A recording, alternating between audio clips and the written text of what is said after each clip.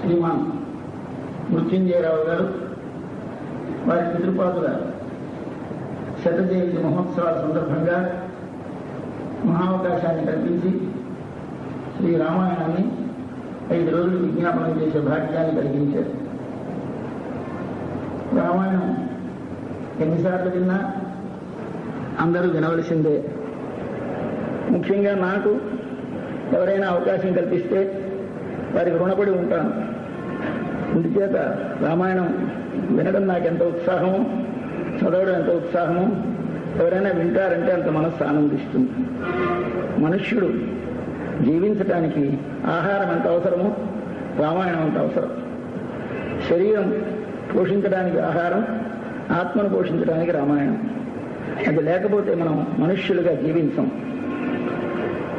మన లోపల ఎన్నెన్ని మార్పులు, ఎన్నెన్ని స్వభావాల పరిణతులు వస్తున్నాయో అన్నిటినీ మనకి చూపిస్తుంది శ్రీరామాయణం. దానికి ప్రతీకారం ఏమిటో చూపిస్తుంది. నీకు ఏదైనా సమస్య ఉంటే ఒక్కసారి రామాయణం తీసి చూడు, నీ సమస్య పరిష్కారం అవుతుంది. నీ కోరికలుంటే అందులో కొన్ని సర్గలు ఉన్నాయి, ఆ సర్గలు నిర్దేశించేవి చదువు, నీకు ఆ కోరిక తీరుతుంది. ఇట్లాగా మనకి ఏది కావాలంటే దాన్ని ప్రసాదిస్తుంది రామాయణం.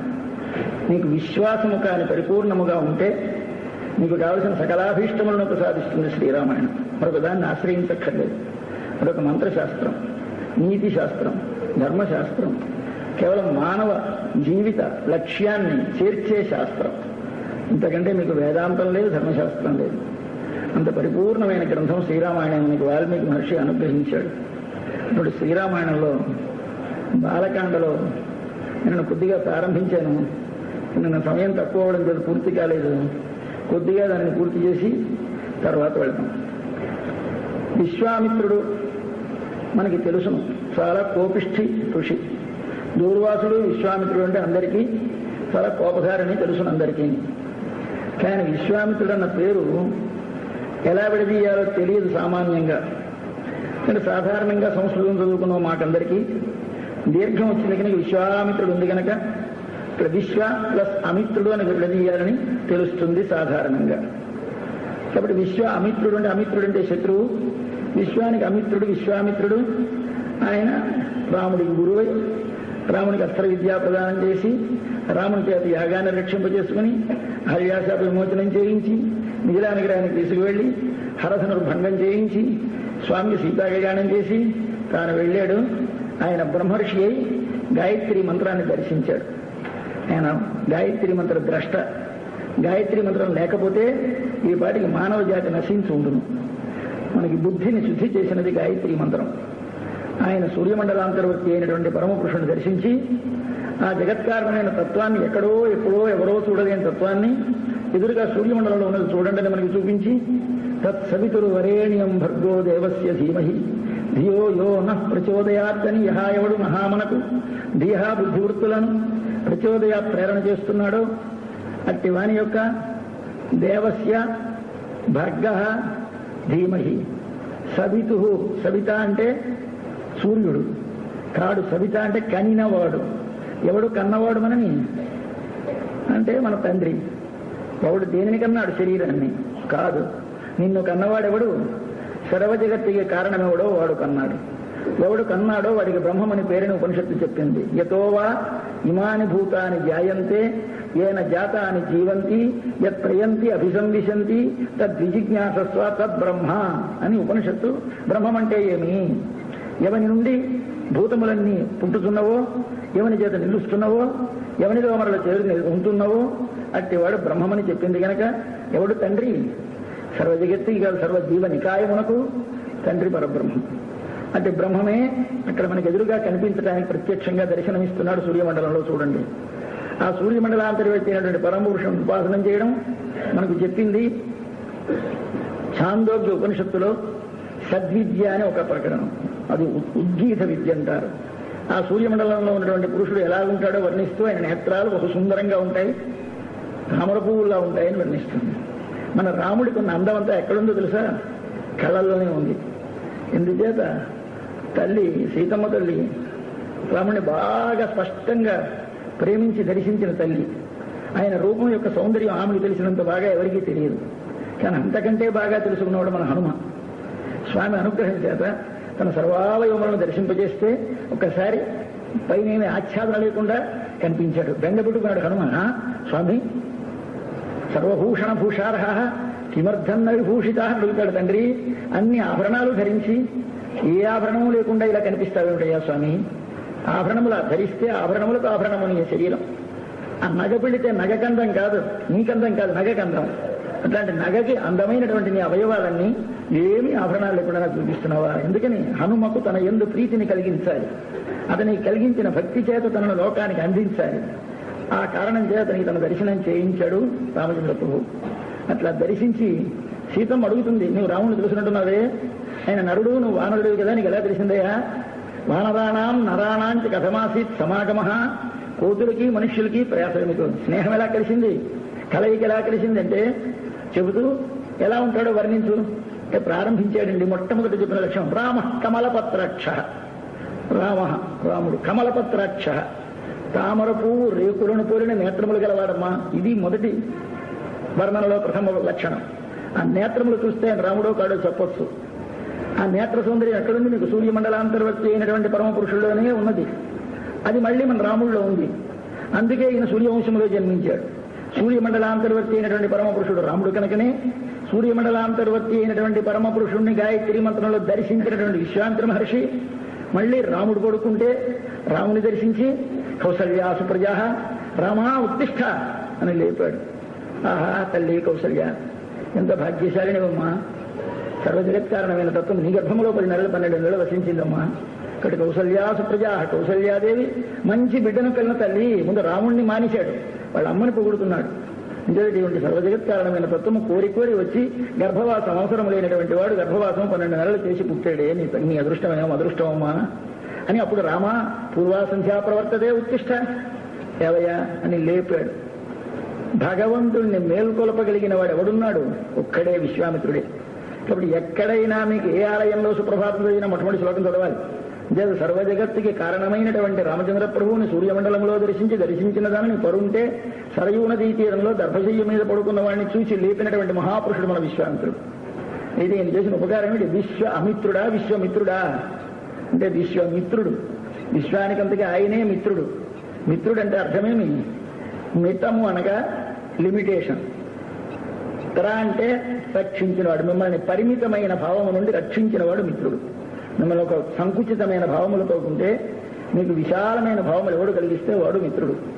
రాత్రి చీకటి ఆవరించి మీ చూపు ప్రసరించక ఉన్నదంతా సంకోచించుకుపోయి ఏదుందో కనపడక దగ్గరగాని కనిపిస్తూ ఉంటే, చిన్నదిగాని కనిపిస్తూ ఉంటే, లేనిదిగా కనిపిస్తూ ఉంటే ఉన్నదని విశాలము చేసి చూపించే జ్ఞానాన్నిచ్చి నేను పరిమితమైనటువంటి భావము నుండి రక్షించిన వాడు వాడు మిత్రుడు. ఎవడు? సూర్యుడు. ఆ మిత్రుణ్ణి దర్శించిన వాడు మన ఈయన. దర్శించేవాడు చేశాడు, తాను దర్శించడం కాదు, దర్శించిన దాన్ని లోకానికి అందించాడు. అందించడానికి అవసరమైనటువంటి అంతఃకరణంలో శుద్ధి కలగడానికి నీకు మంత్రం ఉపదేశించాడు తండ్రి. ఇంతకని నీకు ఎవడు ఉపకారం చేశాడు లోకంలో? ఇక్కడ ఆయన పేరేమిటి? విశ్వమిత్రుడు. విశ్వానికి అంతకీ మిత్రుడు. ఇది విశ్వ ఏమిటండి దీర్ఘం? దీనికోసం సూత్రం రాసుకున్నారండి మన పాణిని క్రమేరియన్. సంస్కృతంలో చాలా గొప్ప వైయాగనుడు ఆయన, మొదటి వైయాగనుడు ఆయన. మిత్రే చర్షౌ, ఎక్కడైనా ఒక శబ్దంలో పక్కన మిత్ర ఉండి మొదటి ఉండే ఆకారం పొరుగైతే వాడికి అది ఋషి పేరు అన్నాడు. మిత్రేచ ఋషౌ, ఋషి పేరైనప్పుడు మిత్ర శబ్దం రెండో పదంగా ఉండి మొదటి పదం ఆతో ఉంటే ఆ పొడుగవుతుంది, విశ్వామిత్రుడు అయింది అని ఒక్కడి కోసం ఒక సూత్రం అండి ప్రత్యేకించి. అంతటి మహాపురుషుడు ఆయన. ఆయన మనం ఎలా ప్రవర్తిస్తామో చెప్పాలి. గురువు అంటే అంతేకన్నా చెప్పవలసింది. నీ ప్రవర్తన నీకు ఉపదేశిస్తే చెప్పేవాడు గురువు కాడు, ఆచరణ చేత నేర్పేవాడు గురువు. దాన్ని ఆచరిస్తే వాడు ఆచార్యుడు. ఇంచేత వేదములో ఉండే అర్థాలన్నీ ముందుగా తను తెలుసుకోవాలి. తెలుసుకున్న వాటిని తాను ఆచరించాలి. ఆచరించిన వాటిని తన ఆచరణ చేత శిష్యుల చేత ఆచరింప చెయ్యాలి. ఉపదేశం చేసిన వాడు గురువుని ఎక్కడా చెప్పలేదు. ఎవడైతే వేదార్థములను ధర్మశాస్త్రములను ఎరింగిన వారిని తాను ఆచరించిన వారిని శిష్యులు తనను చూసి ఆచరించేలా చేస్తాడో వాడు ఆచార్యుడు. అట్లాంటి జగదాచార్యుడు మొట్టమొదటి విశ్వామిత్రుడు. ఆయన లోకానికి అందించడానికి, అయ్యా నువ్వు మానవ మర్చుడివి, నేను మర్చుడినే. ఈ మర్చత్వానికి ఒక లిమిటేషన్ ఉంది. దేంతో? వయస్సు ఆయుర్దాయం ఎలాగూ ఉంది, జ్ఞానంలో పరిమితి ఏర్పడ్డది. కర్మ వలన, అవిద్య వలన మన జ్ఞానం సంకుచితమైపోయింది. అసలు విశాలమైన జ్ఞానము గల వాళ్ళము. భగవంతునితో సమానమైన జ్ఞానం మనది, భగవంతునితో సమానమైన ఆనందం మనది. ఏమంటున్నాం మనం? ఏమిటోనండి, ఈ మధ్య దుఃఖం, చాలా బాధలు అనుభవిస్తున్నాను. దుఃఖం నీకుందిరా? లేదు. కానీ అంటున్నాం, నాకు ఏ విషయం తెలియదండి అంటే నాకు తెలియదు. నువ్వు జ్ఞానస్వరూపుడివే, ఆత్మ జ్ఞానస్వరూపమే, జ్ఞానం ఆనందస్వరూపమే. ఆనందస్వరూపమైన ఆత్మకి దుఃఖమేమిటి? జ్ఞానస్వరూపమైన ఆత్మకి అజ్ఞానమేమిటి? ఇవి రెండు ఎందుకు వచ్చాయో మనకి తెలియదు. ఆ కలిగినటువంటి ఆ పరిమితిని తొలగించడానికి ఒక దివ్యమైనటువంటి మంత్రాన్ని ప్రసాదించాడు మహానుభావుడు. ఆయన కంటే మిత్రుడు ఎవడున్నాడు లోకంలో? కాబట్టి ఆయన విశ్వమిత్రుడు, ఆయన విశ్వామిత్రుడు అయినాడు. ఆయన లోకానికంతగా అక్కడ సూర్యమండలంలో ఉన్నవాడిని చూపించి, ఆయన కాదు ఇదిగో వీడు అని మన రాముణ్ణి చూపించాడు లోకానికి. ఆ రాముణ్ణి లోకానికి కావలసినటువంటి దర్శనం చేయించడానికి మూల పురుషుడు ఈయన. ఆయన నడువడిగా దిద్దుబాటు చేశాడు. మానవుల యొక్క స్వభావం పుట్టిన దగ్గర నుంచి చివరి దాకా ఎలా ఉంటుందో ఆయన జీవితం అంతా చూపించాడు. అయ్యా మీరందరూ ఇలాగే ప్రవర్తిస్తారు, ఎవరైనా సరే ఇంతే, ఇది జనరల్ రూల్, కామన్ గా అంతే. ప్రతి వారికి పుట్టగానే కావాలితో పుడతాం, తర్వాత వీడి చచ్చిపోతాం. పుట్టినప్పుడు ఇలా పిడికళ్ళు బిగించి పుడతాం మనం అందరం, చనిపోయేప్పుడు ఇలా విడిపోతాయండి. మేము ఎందుకు విడిపోతాయి? ఇది చివరి లక్షణం, ఇది మొదటి లక్షణం. కాబట్టి మానవుడికి ప్రథమ లక్షణం లోభం, చివరి లక్షణం త్యాగం. లోభముతో పుట్టాం, త్యాగముతో అంతమవుతాం. ఇది మీ విశ్వామిత్రుడు, మన విశ్వామిత్రుడి జీవితం. ఆయన ఒక రాజు, పెద్ద చక్రవర్తి, ఐశ్వర్యానికి లోపం లేదు, దేశమంతా తను పరిపాలిస్తున్నాడు. ఇంతకంటే మరి పొందవలసినది ఏమీ లేదండి. కానీ మనకు అన్నీ ఉన్నా ఇంకా కోరిక చావదు. మనకున్న లక్షణాలు మనకు అన్నీ ఉంటాయి, సుఖంగా ఉన్నాం, మనకి మన పిల్లలకి కూడా సరిపడినంత ఆస్తులు ఉంటాయి. కానీ ఇంకా పొందాలి. ఆ పొందడానికి కూడా ఏమిటి? తనకు రావలసింది కాదు పొందవలసినది. మనకంటే ఎవరికైనా ఎక్కువ ఉంటే మన మనస్సు ఓర్చదు. నాకంటే వాడు పండితుడా, నాకంటే వాడు ధనం గలవాడా, వాడి ఐశ్వర్యము కంటే పెద్దవాడిని కావాలి, వీడి విద్య కంటే పైవాడిని కావాలి, వీడి శౌర్యం కంటే పైవాడిని కావాలి. ప్రతివాడికి తప్పదు. ఈ కాంక్షతో మనం బయలుదేరాం పుట్టుకలో. ఇది ఆయన చూపిస్తాడు మొట్టమొదటి. ఇది ప్రథమ దోషం మనలో పుడుతుంది. ఇది ఎవడు మాన్పుకోలేడు, లోపల సహజంగా పుడుతోంది మనకి. దీన్ని దిద్దుబాటు చేసేందుకు ఎవడో మార్గం చూపిస్తాడు విశ్వామిత్రుడు. ఆయన ఒక రాజు, కావలసినంత సామ్రాజ్యం, అందరూ దేశమంతా తిరగడానికి చతురంగ సైన్యంతో, కుమారులతో, పట్టపురాణులతో బయలుదేరాడు. ఒకసారి వశిష్ఠ మహర్షి లోకంలో గల గొప్పవాడు కదా, వశిష్ఠ మహర్షిని దర్శించి వెళదామని వశిష్ఠ మహర్షి ఆశ్రమానికి వచ్చాడు. వస్తే ఆయన అంతా మాట్లాడుకున్నారు, ఇద్దరు కూర్చొని చాలా కుశల ప్రశ్నలు, మంచి మాటలు అన్నీ అయినాయి. అవి వెళ్ళొస్తానన్నాడు విశ్వామిత్రుడు. స్వామి ఇంతా వచ్చారు మమ్మల్ని అనుగ్రహించి. ఎవరు? వశిష్ఠుడు విశ్వామిత్రుడు. కాబట్టి రాజా ప్రభువుని నీవు, కాబట్టి మా ఆశ్రమంలో ఒక ఆతిథ్యం తీసుకుని వెళితే మేము సంతోషిస్తామన్నాడు. పాపం బక్క బాపనాడు, ఈయన ఆతిథ్యం ఏమిస్తాడు? ఇన్ని వేల సైన్యం, గుర్రాలు, ఏనుగులు, వీళ్ళందరికీ ఏం పెడతాడు కనుక ఈయనని? వద్దండి, చాలు మీ మాటలతో మాకు ఆతిథ్యం చేశారు, మీకున్నటువంటి పుత్ర ఫలాలు పుష్పాలు సమర్పించారు, చాలు, మాకు ఇంతకంటే ఏం కావాలి, పరమ సంతోషంగా వెళుతున్నాం అన్నాడు. మామూలుగా మర్యాదతోనే అన్నాడు. మన వశిష్ఠుడు మళ్ళీని ఉంటే సంతోషిస్తానన్నాడు. అయ్యో, ఋషి అంతటి మాట అన్న తర్వాత వెళ్ళకూడదని ఆయన బ్రహ్మర్షి, ఈయనప్పటికి రాజు, ఇంకా ఒక రాజ్యాన్ని పరిపాలించే రాజు ఆయన బ్రహ్మర్షి. అప్పటికే ఉండమన్నాడు, వెళ్ళిపోతే ఎలా ఉంటుంది? బాగుంటుందా? మనమే సామాన్యమైన గృహస్థితికి వెళితే అయ్యో కాస్త దయచేసి ఉండంటే ఏం బాగుండదేమో అంత అనుకుంటాం. కాఫీ ఇస్తామంటే అంటాం, చివరికి వాళ్ళు బలవంతం చేస్తే ఏదో తాగేస్తాం. అలాగే ఈయన కూడా మెత్తపడ్డాడు, అతడు ఉండిపోయినాడు. ఉండిపోతే ఎక్కడొస్తుంది ఆయనకి? ఏమీ లేదు. ఆయన దండం, ఆ పక్కని నీళ్లు పెట్టుకునేటువంటి పాత్ర, వాటితో కూర్చున్నాడు. ఆయన దగ్గర ఒక ఆవు ఉంది, దాని పేరు కామధేను యొక్క బిడ్డ. ఈ ఆవు నందిని అని దాని పేరు. ఆ నందిని అనేటువంటి ధేనుని పిలిచాడు. అది చిత్రవర్ణంతో ఉంటుంది, రంగురంగులతో ఉంటుంది ఆవు. కాబట్టి దీనికి శబళ అని పేరు. ఆ శబళ అని ఆవును పిలిచాడు. శబళే అది ఆయన మాట్లాడితే అర్థమయ్యేదా దానికి? ఆవులకు కూడా అన్నాడు, వాళ్ళలో మళ్ళా తెలివిలేని ఆవులు కావు, జ్ఞానం గల ఆవు, ఏది కావాలంటే అది ఇచ్చే ఆవు. శబళ అని పిలిచాడు. వచ్చింది. ఇదిగో మన వారందరికీ ఆతిథ్యం చేయాలి, చూసుకో అన్నాడు. దానికేమన్నది? వెంటనే వారికి కావలసిన పదార్థాలు, సైనికులకు కావలసినవి, గుర్రములకు కావలసినవి, ఏనుగులకు కావలసినవి, రాజులకు కావలసినవి, ఎవరికి ఏవేవి కావాలో ఏమేమి కావాలో మద్యముల దగ్గర నుంచి మాంస పదార్థముల దగ్గర నుంచి సమస్త పదార్థములు సమకూర్చేసింది. మంచి డిన్నరో లంచ్ అయిపోయి చూశాడు ఈయన. వీడికి ఏమీ లేదే, ఇంత పెద్ద బ్రహ్మాండం మేమే ఏర్పాటు చేయాలంటే రాజులమే గాబరా పడిపోతాము. ఇంతమంది ఒక్కసారి వస్తే ఈయనేం గాబరా పడకుండా పెట్టేశాడు. ఏమిటి ఈయనకున్నటువంటి పెట్టుబడి చూద్దామంటే ఏమీ లేదయ్యా, మా ఆవు ఉంది కదా అన్నాడు ఆయన. ఆవు ఉంది కదా అంటే ఓహో ఈ ఆవు ఇంత గొప్పదా అనుకొని సరే ఇంకా బయలుదేరి వస్తామని చెప్తూ వశిష్ఠుడితో చెప్పాడు. అయ్యా వశిష్ఠ మహర్షి, చాలా సంతోషం వెళ్ళొస్తాం, కానీ ఒక్క కోరిక, ఇటువంటి ఆవు నీ ఒక్కరి దగ్గర ఉంటే ఇండివిజువల్ ప్రాపర్టీ దేశానికంతా ఉపయోగించదు కనుక ఎప్పుడైనా నేషనలైజ్ చేయాలి ఇది, కాబట్టి దీన్ని నీ దగ్గర ఉంటే లాభం లేదు, కాబట్టి మాకు ఇచ్చేయమన్నాడు. ఎందుకంటే రత్నహారీచ పార్థివ, లోకంలో ఏదేది శ్రేష్టమైనది ఉంటే వాటన్నింటినీ రాజుగారి దగ్గర ఉండాలి. మాకుంటే విశ్వానికి మీ లోకానికి అంతగా ఉపయోగిస్తుంది, మీకు ఉపయోగిస్తుంది.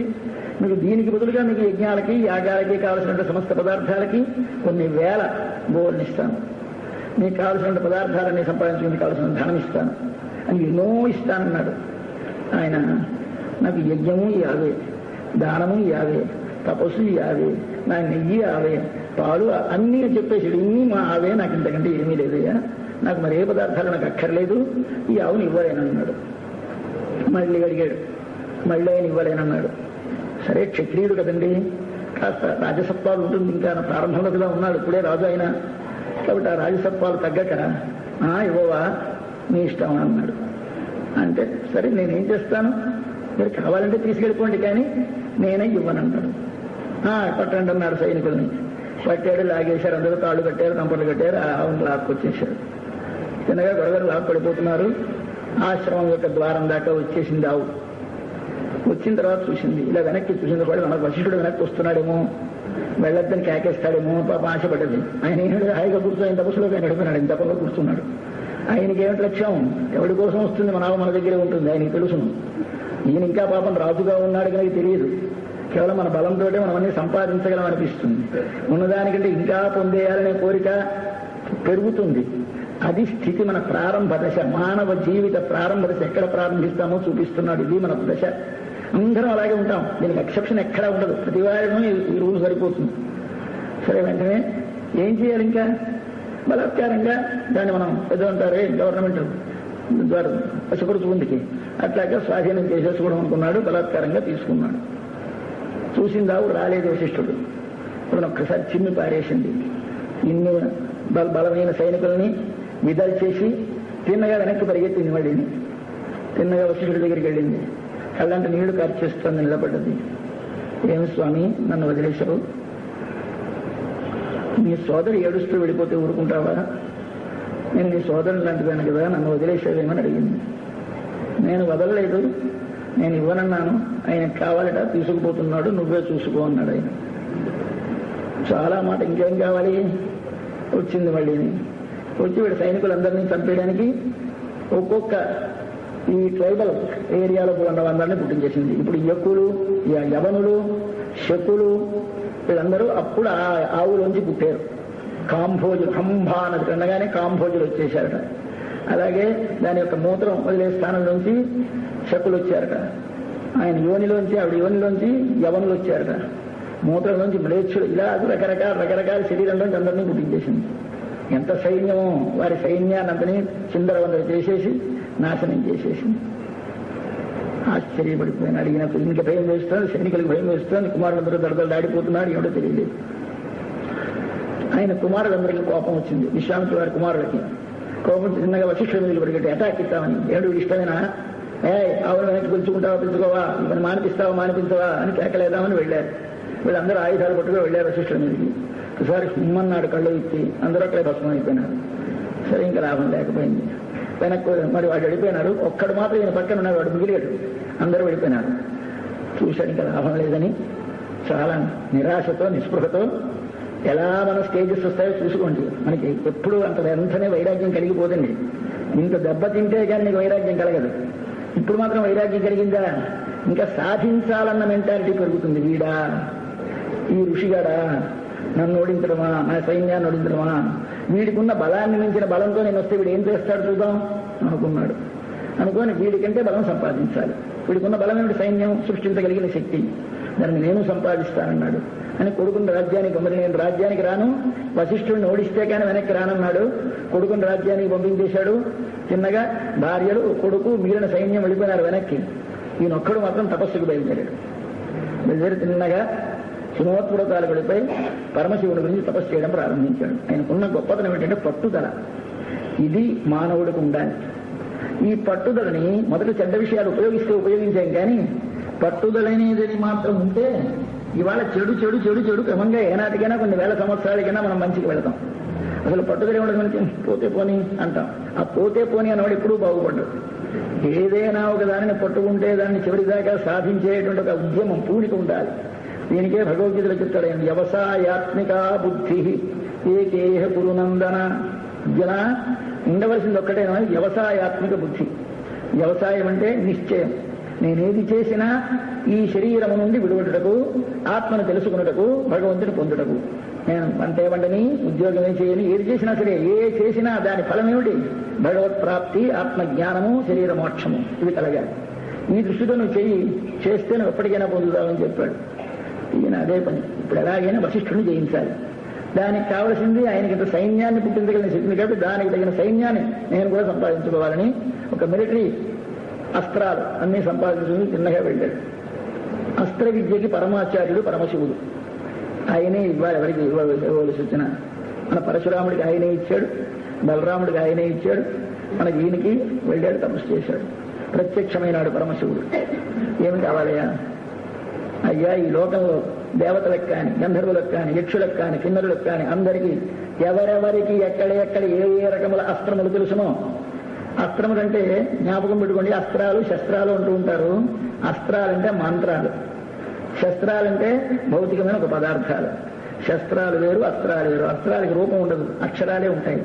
ఆ అక్షరాలతో ఓం హ్రీం ఫట్ అంటే వెంటనే దేవికాల్స్తే జరుగుతూ ఉంటుంది. ఇలాగా కొన్ని మంత్రాలు, అస్త్రమంత్రాలను ఉంటాయి. ఆ అస్త్రమంత్రాలన్నీ చెప్పేశాడయ్యా, ఇదిగో ఈ మంత్రాలు. నీకు ఒక్కసారి కానీ గ్యాస్ రావాలి, వాయువ్యాస్త్రమే, ఇదిగా మా వర్షాలు రావాలి, వారణాస్త్రమే, ఇలాగా అన్ని మంత్రాలు, బ్రహ్మాస్త్రం, ఇలా అన్నీ చెప్పేశాడు. సరే, బ్రహ్మాండంగా ఆగ్నేయాస్త్రం, వారుణాస్త్రం, బ్రహ్మాస్త్రం, అన్ని మానవాస్త్రం, ఇవన్నీ ఇచ్చేశాడు. అన్ని మొత్తం కావలసిన అస్త్రాలతో వచ్చేశాడు. చిన్నగా వశిష్ఠ కావలసిన మళ్ళీ మన ఇంటికి వెళ్ళక్కర్లేదు, దీని ముందు సాధించడం కదా పరమ ప్రయోజనం. ఆశ్రమానికి వచ్చాడు, మళ్ళీ వశిష్ఠ వారి ఆశ్రమానికి వచ్చి చిన్నగా వశిష్ఠ వారి ఎదురుగా వచ్చాడు. ఇవాళతో మరి నువ్వు లేవన్నాడు. నభవిష్యసి, నభవిష్యని ఇంకా నువ్వు ఉండవు రా అబ్బాయి, అయిపోయింది నీ సంగతి అన్నాడు. అస్త్రాలకి, సైన్యానికి కదా నీకు ఇంత గొప్ప నీ ఆవు పుట్టించింది, నాకు అస్త్రాలు వచ్చాయి రా అని ఊరుకున్నాడు ఆయన. నాకెళ్ళి పూర్తి మాకు చూసుకుంటున్నట్టు వదిలేశాడు ఆయన. మళ్ళీ ఈయన కావలసిన ప్రయోగించాడు. అన్నింటినీ ఆయన ఇక్కడ బ్రహ్మదండం పెట్టాడు. ఆయన మీదకే డైరెక్ట్గా వదులుతున్నాడు, ఒక్కొక్క అస్త్రం. బ్రహ్మదండం అంటే ఆయన చేయి పెట్టుకొని జపం చేసుకునేది. దేని మీద మనం కూర్చొని జపం చేస్తే, ఏ స్థలంలో మనం జపం చేస్తే ఆ స్థలానికి శక్తి వస్తుంది. మనకి ఎలా శక్తి వస్తుందో మనకే కాదు, మీరు చేసిన స్థలానికి, మీరు చేసిన పీటకి, మీరు చేసిన పెద్దలు ఏదైనా చేస్తే ప్రజలు చేయాలి. ఎందుకు ప్రజలు చేయడం? అంటే ఒక పీట ఇలాంటి పీట మరో పీట రాదు, కానీ దాస్తారు మన ఇళ్లలో. ఇది మా తాతగారు జపం చేసిందండి, ఇది మా తాతగారు కూర్చున్న ఆసనం అండి. ఎందుకు ఇవన్నీ? వాటి మీద వారు కూర్చొని చేసినటువంటి ఆ దివ్యమైనటువంటి మంత్రశక్తి వాటిలో ప్రసరిస్తుంది. కాబట్టి అలాగే ఆయన బ్రహ్మదండం ఉంది, దాని మీద చేయాల్చుకొని తపస్సు చేసుకుంటున్నాడు. వెళ్ళి ఒకటి వదులుతున్నాడు. ఆ బ్రహ్మదండం అన్నిటినీ లోపలికి మింగేస్తోంది. చూశాడు ఎన్ని వేసినా. ఇంకా బ్రహ్మాస్త్రం వేశాడు, ఆఖరిది అది వచ్చినా మింగేసింది. చూశాడు, ఛీ అన్నాడు. ధిక్ అంటే సంస్కృతంలో ఛీ. బలం, క్షత్రియ బలం. ఇదేం బలం? క్షత్రియుడు బలం అనుకున్నాను. అస్త్రాలు ఉంటే క్షత్రియుడి కంటే గొప్పవాళ్ళు లేడనుకున్నాను నేను. క్షత్రియ దరిద్రం, ఇంత దరిద్ర బలం లేదు. దిక్ బలం, క్షత్రియ బలం. మరేది బలం? బ్రహ్మతేజో బలం. లోపల ఉండేటువంటి సర్వజగద్వ్యాపకమైనటువంటి, సర్వజగత్కారణమైనటువంటి తత్వాన్ని లోపల దర్శించి, అంతటా దర్శించిన దానిని సంతతము తాను దర్శించే మహాపురుషులు ఉన్నారే, వారి బలము. బ్రహ్మ తేజో బలం అని. ఇంకా నాకు ఈ అస్త్రాలు అక్కర్లేదు. ఇప్పుడు బ్రహ్మ శక్తిని సంపాదించాలి, లేదా బ్రహ్మ సిద్ధి పొందాలి. తపస్సులు బయలుదేరాడు.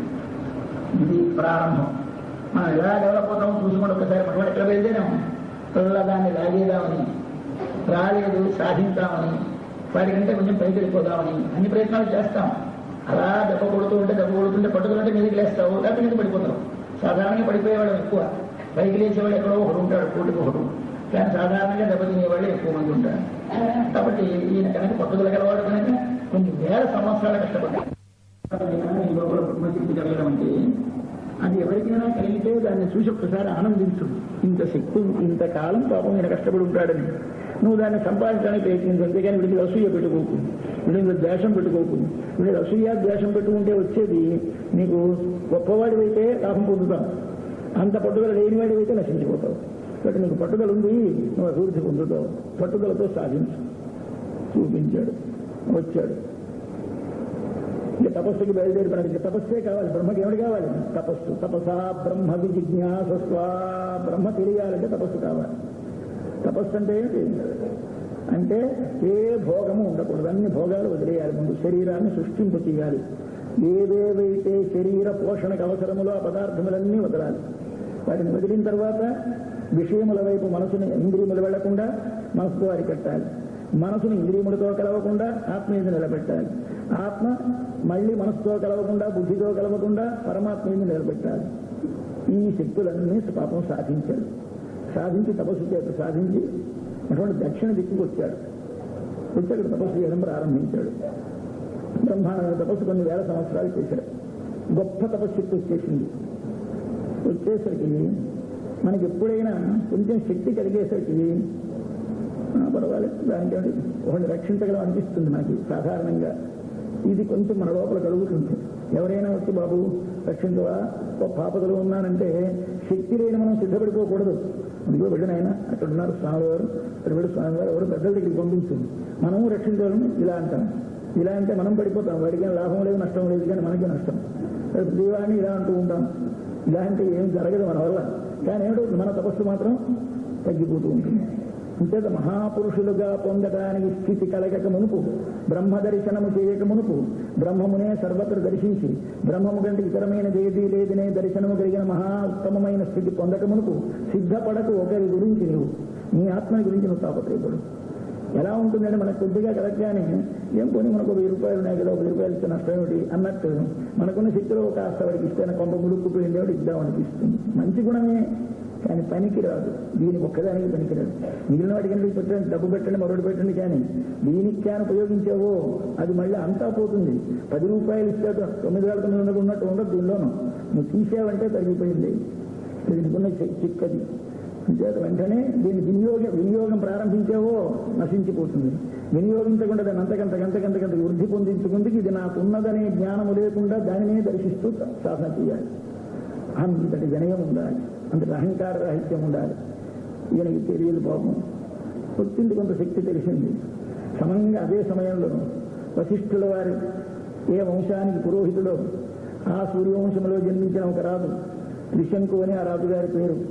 ఆ త్రిశంకు అనే రాజుగారికి స్వర్గానికి వెళ్ళాలంటే యజ్ఞం చేసిన తర్వాత కొంతకాలం ఇక్కడే ఉండి కర్మంతా అనుభవించి కర్మానుభవం పూర్తి శరీరం వదిలేసిన తర్వాత ఇప్పుడు చేసిన కర్మ వల్ల ఒక అపూర్వమైన శక్తి కలిగి అది ఈ శరీరంలోంచి ఆత్మ వెళ్ళిన తర్వాత ఈ ఆత్మని స్వర్గానికి తీసుకెళ్తుందిట. ఇన్నాడు శాస్త్రాలలో. ఏం నాన్ సెన్స్, ఇంత డిలే ఏమిటి అని అసలు వెంటనే ఇమీడియట్ గా కావాలి. కాబట్టి ఇప్పుడే యజ్ఞం చేస్తాను, చేయగానే వెంటనే స్వర్గానికి వెళ్ళిపోవాలి. అలాంటిది మీకు మహాపురుషులు కదా, మీకు ఉండదా శక్తి? స్వామి వశిష్ఠ నన్ను ఈ శరీరంతో స్వర్గానికి పంపించేయండి ఇప్పుడే అన్నాడు. ఆయన ఈ బాడీ పనికిరాదు అక్కడికి వెళ్ళడానికి. మీదకి ఎగరాలంటేనే ఇది పనికిరాక దీని చుట్టూ అనేక తొడుగులు దీన్ని అక్కడికి వెళ్ళేదాకా ప్రజలు చేయడానికి పెట్టి దీనికి మళ్ళీ ఊపిరాడ్డానికి మరొకటి ఇన్ని పెట్టి మీదకి పంపిస్తున్నారే ఈ తత్వముల ఈ అంతరిక్షంలోకి. అలాంటిది అంతరిక్షం కాకుండా ఎక్కడికో అసలు దీన్ని దాటిపోయి అవతలికి గడిపోయి స్వర్గలోకానికి వెళ్ళాలంటే ఈ భువహ సువహ ఈ లోకాలన్నీ వెళ్ళాలంటే నీ సామాన్యమా కాదు. దానికి వెళ్ళడానికి ఈ శరీరం పనికిరాదు. శరీరం వదిలేసి దీని లోపల రజస్తమస్సులు ఉంటాయి, అవి పోవాలి, సత్వగుణం రావాలి, శుద్ధ సత్వమైన దివ్య శరీరం రావాలి, దివ్య శరీరంతో అక్కడికి చేరాలి. చేరిన తర్వాత అక్కడ అనుభవించడానికి తగిన శరీరం నీకు వస్తుంది, దానితో అనుభవిస్తావు. ఈ శరీరంతో అనుభవించడానికి పనికిరాదు, పొందడానికి పనికిరాదు. ఇప్పుడు ఈ శరీరం పోవాలి. అని చెప్తే వీడు వినలేదు. అదేమిటి స్వామి మీకు శక్తి లేదా, మీరు కూడా ఇలా అంటారేమిటి అంటారు. సాధారణంగా ప్రతి వాళ్ళు అనే మాటలు మనం అంటూ ఉంటాం. అందరూ వీళ్ళు తమకి ఏమిటంటే స్వామి మీలాంటి మహాపురుషులే కాదంటే మాకు ఎవరు రక్షిస్తారండి, మీరే రక్షించాలంటే కాబోనుకుంటాడు వాడు, అది వాడు అవతల వాడు తనకున్న శక్తి తెలియక సిద్ధపడిపోతాడు. అలాగే మన విశ్వామిత్రుడు ఏం చేశాడు, నిజంగా వశిష్ఠుల వారు చెప్తానైనా కాదయ్యా, వశిష్ఠులు మహాభావుడు కనుక, బ్రహ్మర్షి కనుక, త్రికాలజ్ఞుడు కనుక, నాయన కాదయ్యా నువ్వు వెళ్ళలేవు, ఏమైనా వెళ్ళలేవు, వద్దు అయితే మరొకటి దగ్గరికి వెళ్తాను స్వామి అన్నాడు. నీ ఇష్టం వెళ్ళన్నాడు. ఇది అసలు మొదటి తప్పు. కన్న తండ్రిని తండ్రి కాడని వదిలేసిన వాడు ఎంత దుర్మార్గుడు.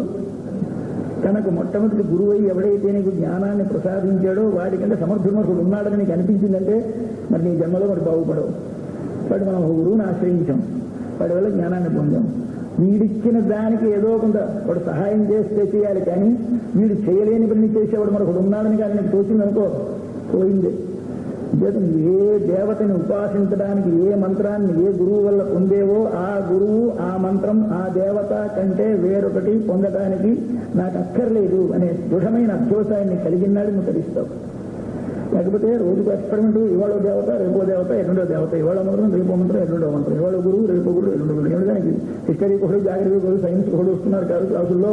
ఇంకా ముందుకు పోయిందండి కాబట్టి నన్ను అలాగే అడిగిన స్వామి కాలేజీలోనూ గట్ల పోవాలి టీచర్స్ వస్తారు కదా, అలాగే దీనికి కూడా ఏం అనుకుంటే తప్పేమిటండి అని అడిగింది. అమ్మ ఉండొచ్చు దానికి అంతంగా పెట్టుకోండి బాగా ఏమిటని చెప్పాను. ఎందుకు ఆవిడ పాపం ఇదంతా బాధపడిస్తాడు వినదు, ఇప్పుడు వాడికి ఆ కోరిక కలిగింది ఆశ్రయించడమో తప్పేమీ లేదమ్మా. ఇదిగో ఈ కథ చెప్పాను, ఇది చిక్కని చెప్పాను. అది ఆనాడు కానన్నది, సరే ఈనాడు పర్వాలేదు వెళ్ళండి అన్నా వెళ్ళిపోయింది అనుకోండి, ఆవిడ సంగతి కాదు. అంటే మనకి ఏమిటనిపిస్తుంది ఇంచేత ఎంపీ వెళ్ళిపోతుంది మరొకటి దగ్గరికి వెళ్ళిపోతాను. అయ్యో నేను తప్పకుండా వెళ్ళన్నాను. ఎవరు పంపించలేరని నీకు తెలుసును, కానీ పంపించగలిగితే వెళ్ళిపోదామని వెళ్ళి చిన్నగా విశ్వామిత్రుడు దక్షిణ దిక్కులో తపస్సుస్తున్నాడు. ఆయన దగ్గరికి వెళ్ళాడు. వెళ్ళి శరణాగతి, అయ్యా నీవు తప్ప నాకు దిక్కు లేదు, నీవే శరణమని ప్రార్థించి కాళ్ళ మీద పడ్డాడు. ఏడుస్తూ వెళ్ళాడు. ఏమిటిది, ఎందుకు ఇలా ఉన్నావు అంటే వీడికి ఏమిటైంది తోవలో అది కాదు మధ్యలో మరొకం చేశాడంటే వశిష్ఠులు వారు చేయకపోతే పోయినారు, వశిష్ఠుడు కుమారుడు ఉన్నారు కదా, ఆ వశిష్ఠపుత్రుడిని వెళ్ళి ఆశ్రయించామని నేను కొడుకు దగ్గరికి వెళ్ళాడు. వీళ్ళు అంత వాళ్ళు అయి ఉంటారు, గొప్ప వాళ్ళు అయి ఉంటారు, లేకపోతే కారా అని వెళ్ళాడు. వెళితే వాడు కొంచెం పరుషంగా అన్నారు. అది పాపం కొంచెం వాడికి కష్టం అనిపించింది. మరే అబ్బాయి ఇదేమిట్రా ఈ తప్పు పని, నువ్వు గురువుని వదిలేసి వాడు గురువుని ఆశ్రయిస్తావా, అది తప్పు కదా అని కొంచెం వాడి హితమును ఉపదేశించి నువ్వు ఇది చేస్తే నువ్వు హీనమైనటువంటి దైవ సంస్కారం వాడు ఏదో అన్నారు అనేసరికి వాళ్ళని ఈయన దూషించాడు. దూషించేసరికి వాళ్ళ కోపం వచ్చింది. కోపం వచ్చి నీవు కేవలం సంస్కారహీనమైనటువంటి హీనమైన సంస్కారం గల జన్మ ఎత్తి ఆ జన్మలో నువ్వు ఉంటారన్నాడు. సరే ఈయన వెంటనే శరీరం మారిపోయింది, ఆకారం మారిపోయింది, స్వభావం మారిపోయింది, అన్నీ మారిపోయినాయి. బయలుదేరి చిన్నగా విశ్వామిత్రుడి దగ్గరికి వచ్చాడు. ఈయన చూశాడు. పాపం ఈయన గొప్ప రాజుని తెలిసినంతకుముందు ఆయనకి త్రిశంకు చాలా గొప్పవాడు, మంచి రాజు, సూర్యవంశరాజుని తెలుసు. ఏమో ఇలా వచ్చాయంటే ఇలా వచ్చాడు. స్వామి మీరే దిక్కని కాళ్ళ మీద పడ్డాడు. పడితే చూశాడు. ఆయన చూసి ఏమిటి కావాలి, స్వామి మా గురువు గారిని అడిగాను, పనికి రాదన్నాడు, మీరు సమర్థులని నాకు తెలుసు, కాబట్టి మీరు నన్ను ఎలాగైనా రక్షించి ఈ శరీరంతో చిన్నగా స్వర్గానికి వెళ్ళేలా అనుగ్రహించవలసింది. సరే వాడి ప్రార్థన వాడి ఆర్తి చూశాడు. మనకి తపస్సుందని కొంచెం లోపలప్పుడే ధీమా కలిగింది. ఇది ప్రమాదం. లోపల మనకి తపస్సుంది, చేయగలమనేటువంటి జ్ఞానం కలిగింది. పాపం ఎప్పుడైతే నీకు కలిగిన విద్యని గురించి నీకు తెలుస్తుందో అప్పుడు చచ్చిపోయింది, విద్య పోయింది. విద్య ఎంత వచ్చినా తెలియదని తెలియాలి తప్ప తెలుసునని తెలిస్తే విద్య కాదు. అది అజ్ఞానం, తెలిసేది కాదు. ఇది ఎన్నాళ్ళైనా ఎన్ని సంవత్సరాలైనా తెలియనిది అనే జ్ఞానం నీకుంటేనే తెలిసినట్టు లెక్క. ఉపనిషత్తు చెప్పింది, ఎవడికయ్యా బ్రహ్మను తెలుసునో, ఎవడికి తెలియదని తెలుసునో వాడికి తెలుసును, ఎవడికి తెలుసునని తెలుసునో వాడికి తెలియదు అని చెప్పింది ఉపనిషత్తు. కాబట్టి మనకి తెలియదని తెలియాలి, తెలుసుననిపించింది దీనికి. అది రాగానే పతనమే. సరే వచ్చాడు వెంటనే, సరే రా పంపిస్తానన్నాడు. ఒక యజ్ఞం చేయడానికి, ఇలా ఒక యజ్ఞం చేయిస్తున్నాం రమ్మన్నాడు. కొడుకుల్ని పంపించాడు. అందరినీ తీసుకురండి అయ్యా, విశ్వామిత్రుడు కొడుకులు ఉన్నారు. ఆయన కొడుకులేమో శాపం ఇచ్చారు. చిన్నగా వెళ్ళారు వశిష్ఠుడి కొడుకుల్ని పిలవడానికి. వాళ్ళు నవ్వుతాలుగా అన్నారు, అబ్బాయి బాగుందా, విశ్వామిత్రుడు యాగం చేయించడమా, త్రిశంకుడికి యాగం చేయడమా, చాలా వైభవంగా ఉందన్నారు. ఇద్దరి పేర్లు చెప్పి వీళ్ళ గుళ్ళు వండిపోయింది. వీడు మా తండ్రిని యజ్ఞం చేయడానికి పనికిరాడా? ఎందుకంటే అప్పటికి ఇంకా ఆయన క్షత్రియుడు, బ్రాహ్మణుడు కాడు.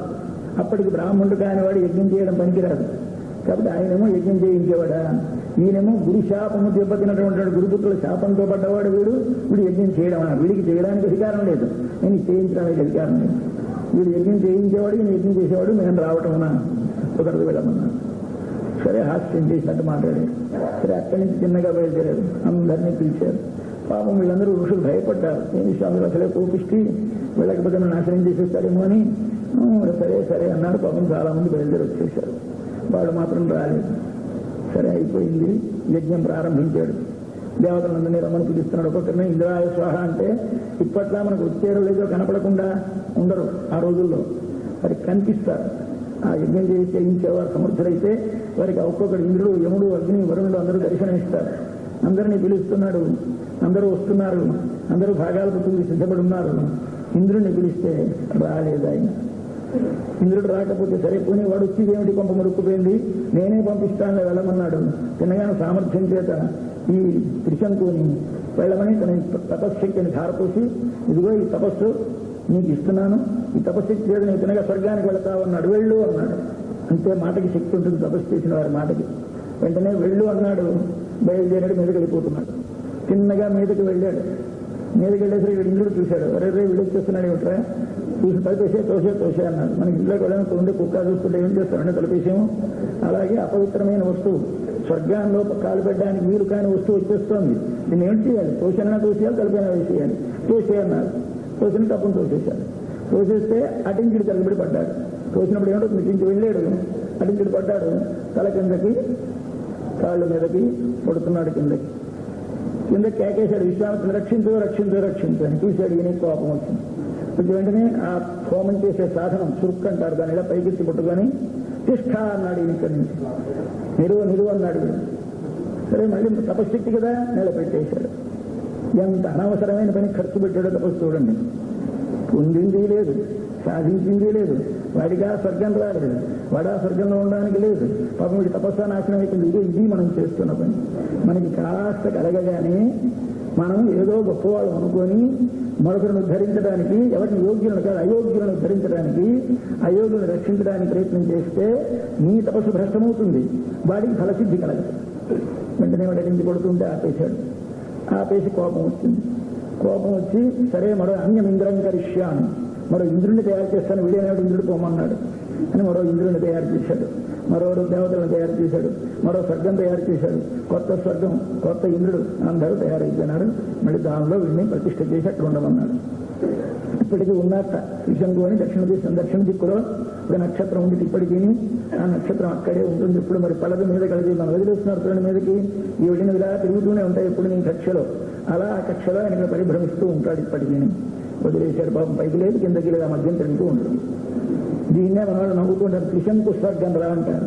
త్రిశంకు స్వర్గం అంటే అసలు స్వర్గాన్ని పొందలేదు, సహజమైన స్వస్థానానికి చేరలేదు, స్వస్థానం వదిలిపోయింది, పొందవలసిన స్థానం పొందలేదు. దీని పేరు త్రిశంకు స్వర్గం. సరే అక్కడ ఉండిపోయినాడు. ఏమిటి దీని రహస్యం? మానవుడి యొక్క దుష్టమైనటువంటి అహంకారం ఎంత పనిచేస్తుందో తెలియదు. మనకి లోపల కాస్త కలగగానే మన శక్తి మనకి తెలియకుండా గుర్తించలేక దానివల్ల ఏదో చేస్తామని సిద్ధపడి అయోగ్యమైనటువంటి దానికి వినియోగిస్తాం. వినియోగించగానే ఇదో ధ్యానిస్తుంది. ఇది మానవ స్వభావంలో రెండవ మెట్టు. మరి కొంచెం పైకి వచ్చాడు. ఇంకేం చేయాలి? తర్వాత చిన్నగా బయలుదేరి ఆ దిక్కు మానేశాడు. ఈ దిక్కు బాగోలేదు, మరి దక్షిణ దిక్కు వదిలేసి చిన్నగా పడమటి దిక్కుకు వెళదామని పడమటి దిక్కుకు వెళ్ళాడు. ఇక్కడ పుష్కర క్షేత్రంలో తపస్సు ప్రారంభించాడు. పుష్కర క్షేత్రంలో తపస్సు ప్రారంభిస్తే అక్కడ తపస్సు చేస్తూ ఉండగా ఎవరైనా తపస్సు చేస్తే కాస్త బాధపడేవాడు ప్రధానంగా ఇంద్రుడు. ఎవరు తపస్సు చేసినా ఓర్చలేడు. ఆయన చాలా అసూయ. ఇది ఇంద్రుడు చాలా గొప్పవాడని వేదాలు చెప్తాయి. మన పురాణాలు చేసి ఇంద్రుడు అంత పాపిష్టి లేడనిపిస్తుంది. అందరినీ తపస్సు చేసేసరికల్లా వాడి దగ్గరికి అప్సరసమైనా పంపిస్తాడు, లేకపోతే వాడు గుర్రాన్ని పట్టుకుపోతాడు. ఏదో చెడు పనేనండి, ఒకటి మంచి పని కనపడదు మన పురాణాలు అయితే. ఇంద్రుడంటే గౌరవభావం ఏర్పడదు ఎవరికైనా పురాణాలు విన్నవారికి. కానీ వేదాలు చూస్తే ఇంద్రుడిని, విష్ణువుని, అగ్నిని, ముగ్గురిని ప్రధానమైన దేవతలు అంటారు. ఇంద్రుడు, విష్ణువు గొప్ప దేవతలు. అటువంటి ప్రధానమైన ఇంద్రుడిని ఇందులో ఏమిటిగా చూపించారు? ఇది ప్రతి దాన్ని నీ శరీరానికి అప్లై చేయాలి. ఇది చేస్తే కానీ అసలు మనకి ఏది ఏ శాస్త్రం నీకు అనవసరం. నీకు ఉపయోగించింది ఎందుకు నీకు? నీ శరీరంతో దీని అధ్యాత్మం అంటారు. అధ్యాత్మం అంటే మన శరీరం. ఈ అధ్యాత్మంతో సమన్వయం చేయాలి. అధ్యాత్మ విద్య అంటే అర్థం ఏదో వేదాంతం అనుకుంటున్నారు అందరూ కాదు. ఏ విద్య నీవు నేర్చుకున్నా, ఏ శాస్త్రం నీవు చదువుకున్నా ఈ శరీరంలో దేనిని సంస్కరించాలి, దేనికి దీనివల్ల లాభం ఇవి తెలియాలి. ఇప్పుడు మన లోపల మనస్సు అనేది ఒకటి ఉంది. ఇంద్రియములు ఉన్నాయి. ఇంద్రియములు అంటే జ్ఞానేంద్రియములు ఉన్నాయి. జ్ఞానేంద్రియములు అంటే ఏవి? రుచిని చూసే నాలుక, రూపాన్ని చూపించే కన్ను, శబ్దాన్ని వినిపించే చెవి, స్పర్శను తెలియజేసే పట్టు, వాసన చూసే ముక్కు, మొత్తం 5 ఇంద్రియాలు జ్ఞానేంద్రియాలు. ఈ జ్ఞానేంద్రియాలు 5 నీకు ప్రకాశాన్ని కలిగిస్తున్నాయి. ప్రకాశం అంటే ఇది రూపం, ఇది వాసన చెప్తుంది కదా, తెలియచేయుట. ఆ ప్రకాశాన్ని కలిగిన ఇంద్రియములు కనుక ప్రకాశము కలవారికి దేవతలు అని పేరు. దేవ అంటే ప్రకాశము గలవాడు. దీపం పేరులో దీ ఉంది చూసారా? ఆ దీలోంచి వచ్చింది దేవ. మాకు సంస్కృతంలో దివ్య అని ధాతువు పేరు. దీనికి పర్యటనలో దివ్య అంటూ ఉంటారు. దివ్య అంటే ఏమిటి? దివ్య అంటే దీప, దివ్య, ఆ దివ్యం అంటూ ఉంటారు. ఆ దివ్యం దివ్య అంటే ప్రకాశించు. ఇదే అందులో భర్గో దేవస్య ధీమహి దేవ, అదే దేవుడు. మీకు ఎక్కడొచ్చినా దివ్వు తాలూకు మార్పులు కనిపిస్తుండే ఎక్కడ చూసినా. అట్లాగే ఇంద్రియాలకు ఏం పెట్టారు? మీకు దేవ అని పేరు పెట్టారు. అంటే మీకు జ్ఞానాన్ని ఇస్తాయి. ఇచ్చేటువంటి జ్ఞానం కలిగినటువంటి ఇంద్రియాలకి దేవాన్ని పేరు పెడితే వీటిని కంట్రోల్ చేసేవాడు ఎవడు? మన ఇంద్రియాలను ఎవడు కంట్రోల్ చేస్తున్నాడు? మన మనస్సు. మనస్సులో సంకల్పం కలగగానే కన్ను చూస్తుంది, మనసులో సంకల్పం కలగానే ముక్కు వాసన చూస్తుంది. బట్ మన ఇంద్రియాలను ఏమంటున్నారు? ఇంద్రియములు అన్నారు. ఇంద్రునకు చెందినవి ఇంద్రియములు. తండ్రికి చెందినవి పితృయము. పితృయం మరి పితృయం అంటే తండ్రికి వచ్చిన ఆస్తి. ఇది పితృయం అంటే అర్థం ఏంటి? పితృవు నుంచి వచ్చినది. ఇంద్రియములు అంటే ఇంద్రునికి సంబంధించినవి ఇంద్రియములు. కాబట్టి ఇంద్రియములను పేరు పెట్టాడు. ఇంద్రియముడు అంటే మనస్సు. ఈ మనస్సు అనేటువంటి ఇంద్రియం ఉంటే ఎందుకు ఇంద్రుడికి పేరు వచ్చింది? ఇంద్రుడు అంటే కంట్రోలర్. ఇది పరమేశ్వరియే, అన్నిటినీ కంట్రోల్ చేయగలడు ఆయన. నిన్ను ఏ విధంగా నడిపించేదైనా వాడే మనస్సే. నీకు మంచి బుద్ధి పుట్టించినా వాడే, చెడు బుద్ధి పుట్టించినా వాడే, మానిపించినా వాడే. డెసిషన్స్ ఇచ్చేది అక్కడి నుంచే వస్తూ ఉంటాయి. దానిలోనే ఒక ఫ్యాకల్టీ అది చేసే పనులు 4 పనులు. 4 పనులను ఒక పని చేస్తే దాన్ని బుద్ధి అంటాం, మరో పని చేస్తే దాన్ని మనస్సు అంటాం, మరో పని చేస్తే చిత్తం అంటాం, మరో పని చేస్తే అహంకారం అంటాం. ఈ లోపల ఉండేట్లు ఒకటే ఇంద్రియం. ఆ ఇంద్రియానికి 4 వ్యాపారాలు. ఏ పని చేస్తున్నప్పుడు కలెక్టర్ గారు, తండ్రి, సోదరుడు, భర్త ఇన్ని ఒకటే కదా. ఎవరో గారు 10 మంది అవుతారా? ఆఫీసులో పెడితే కలెక్టర్ గారు, మన ఇంట్లోకి వస్తే భర్త, అబ్బాయిని ముద్దు పెట్టుకుంటే తండ్రి. ఇదాక ఎలాగైతే ఉన్నామో అలాగే ఆయనకు కూడా ఈ మనస్సు అనే వాడికి 4 పనులు ఉన్నాయి. ఒక పని చేసినప్పుడు నిర్ణయాలు, డెసిషన్స్ తీసుకుంటే బుద్ధి. అదే కానీ అది ఇది అని ఆలోచిస్తే మనస్సు. అదే కానీ మీకు లోపల అహంకారం, శరీరమే నేను అనే భావం కలిగిస్తే అహంకారం. అన్ని వచ్చినవన్నిటి కూడా స్టోర్ చేసి లోపల పెడుతుంది. ఎంత అదృష్టమో మనకి. లేకపోతే ఎన్నాళ్ళ కిందటో చూసింది, ఇప్పుడు కావాలంటే జ్ఞాపకం వస్తుంది. ఎప్పుడో చూసాం, ఫలాని చోట చూసాం, తక్కువ చెప్తామండి. ఎలా చెప్తున్నాం అనుకో, చిత్తములో ఎన్నాళ్ళ కిందటి సంస్కారములు, వాసనలు గూఢముగా నాటి ఉండి అవి వేసవికాలంలో పడ్డ విత్తనములు భూమిలో ఉండి వర్షాకాలంలో చినుకుపడేసరికి అంకురములు మొదటికి వచ్చినట్లు ఒకసారి మనకు అవతల వారిని చూడగానే లేదా మనకు శబ్దం వినగానే ఇది ఫలాని నాడు విన్నది, ఫలాని చోట చూసినది అని గుర్తు చేస్తుంది. ఆ స్టోర్ చేసే దాని పేరు చిత్తం. ఇది ఆలోచిస్తుందానికి ఉందా శక్తి. ఇది ఎక్కడ చూశాను, ఆత్మను ఎక్కడ చూశాను అని ఇక్కడికి వస్తుందండి. దాని పేరు చిత్తం. చింతన చేయున్నది చిత్తము. అవునా కాదా అనిపించేది మనస్సు. శరీరమే నేననిపించేది అహంకారము. నిర్ణయములు తీసుకునేది బుద్ధి. 4 ఫ్యాకల్టీస్ లోపల ఉన్నాయి. వీటిని బట్టి పేర్లు పెట్టాం. ఈ 4ంటిలో మనకు ఉండేటువంటి ఇంద్ర అనేటువంటి మనస్సు ఈ ప్రధానమైనది. ఇది ఈ మనస్సు అనేది ఏమిటి చేస్తుంది? అన్నింటినీ కంట్రోల్ చేస్తుంది. ఆ ఇంద్రుడికి చెందినవి మన ఇంద్రియాలు. అది పనిచేస్తేనే పనిచేస్తాయి. ఇంద్రుడు నీకు ఏదైనా మంచిది ఇవాళ ఏమైనా సరే, ఇవాళ రామాయణం వినాలి అనుకున్నాం అనుకోండి, ఏమిటి చేస్తుంది? కన్ను కదా. రామాయణం ఇప్పుడు ఉంటుంది కదా, పుట్టిన దగ్గర వింటున్నాం, ఏమి ధరిస్తావు విని, ఎన్ని మాటలు విన్నావు, మళ్ళీ రామాయణం విని ఇవాళ కొత్త సినిమా అద్భుతంగా ఉంది, ఇది చూడకపోతే జన్మ వ్యర్థం పదంటుంది. అంటే ఏం చేస్తుంది అంటే మనసు చెప్పగానే అక్కడికి వెళుతుంది. కాలు నడుస్తుంది, కన్ను చూస్తుంది, మరో శబ్దం అది లాగేస్తుంది. కాబట్టి ఈ ఇంద్రియములు మనసు కంట్రోల్లో ఉంటాయి.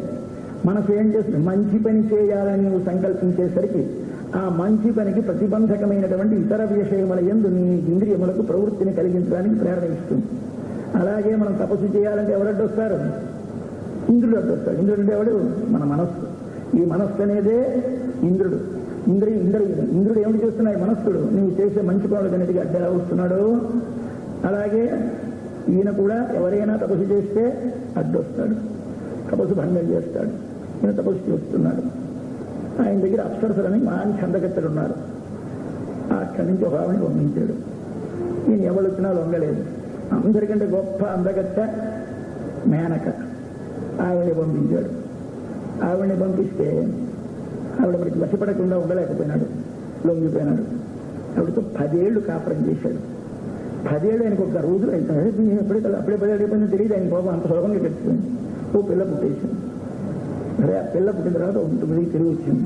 సరే వేసి రోపం చేశాను, తపస్సు నాశనం అయిపోయింది అనుకున్నాడు. ఆ పిల్లని అక్కడే పారేశాడు. ఆవిడ దారిని ఆవిడ ఎగిరిపోయింది.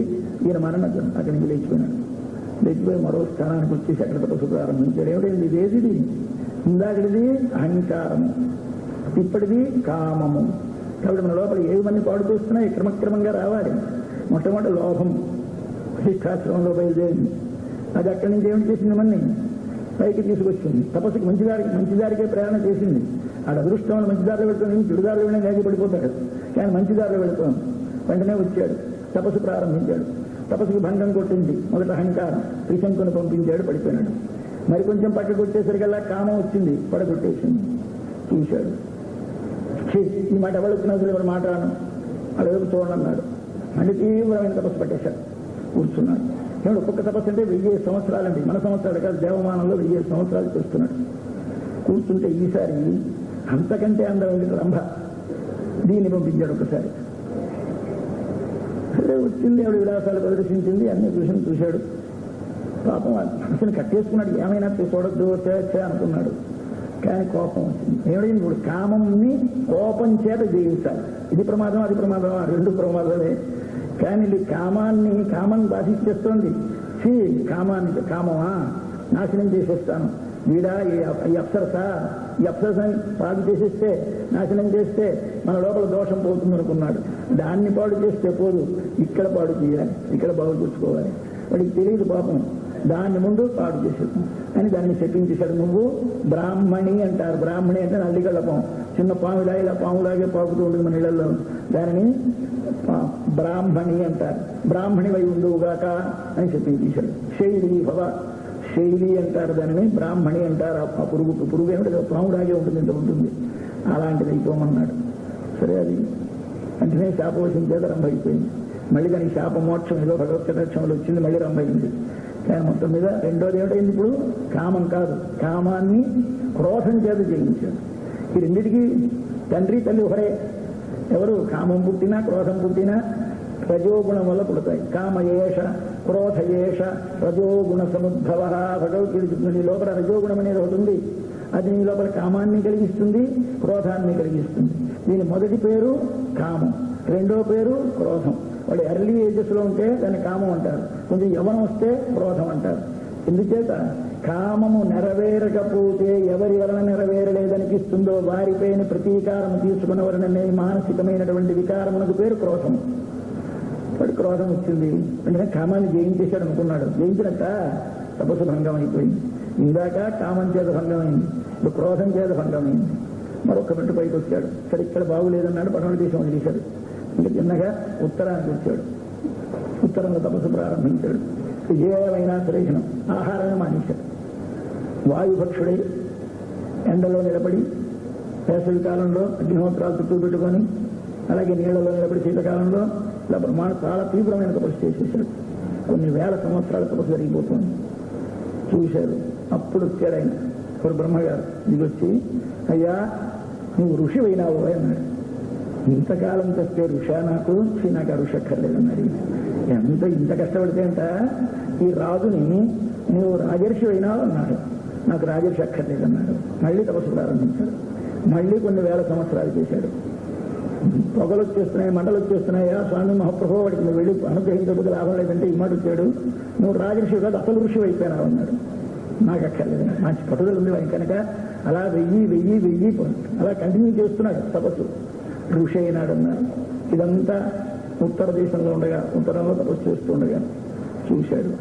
ఇంకా కోపం రాకూడదు, కామం పుట్టకూడదు, దేనికి లొంగకూడదు, ఆకలిని జయించాలి. ఇంటికి మూలం ఆకలి కనుక ఆకలిని కంట్రోల్ చేయాలి. తిండి మానేశాడు, గాలి మాత్రమే పీలుస్తున్నాడు. మీద నుంచి పొగలడిపోతున్నాయి. చూశాడయ్యా స్వామి, ఇలా అయిపోతుంది. మన ఇంద్రుడు ఉన్నాడు కదా, ఏమిటి దీన్ని మాత్రం మనం కాస్త తాగీడేమో అనుకున్నాడు ఏమిటో తండ్రి. సరే, వెంటనే ఈయన తపస్సు ఒక లిమిట్ పెట్టాడు, అయిపోయింది. మర్నాడు పారణ చేయాలి. పారణ అంటే భోజనం ప్రసాదం తీసుకోవాలి. 1000 సంవత్సరాలు ఎంత పూర్తి అయిపోయింది. మర్నాడు భోజనం తీసుకోవాలని ఏకాదశి ఉపవాసం చేసి మర్నాడు పారణకి సిద్ధపడ్డాడు. వాడు అన్నం తిందామని అన్నీ పెట్టుకున్నాడు. పెట్టుకోగానే ఒక పేద ముసాలి పిల్లలతోటి తిండి లేని వాడిని పంపించాడు ఇంద్రుడు గారు.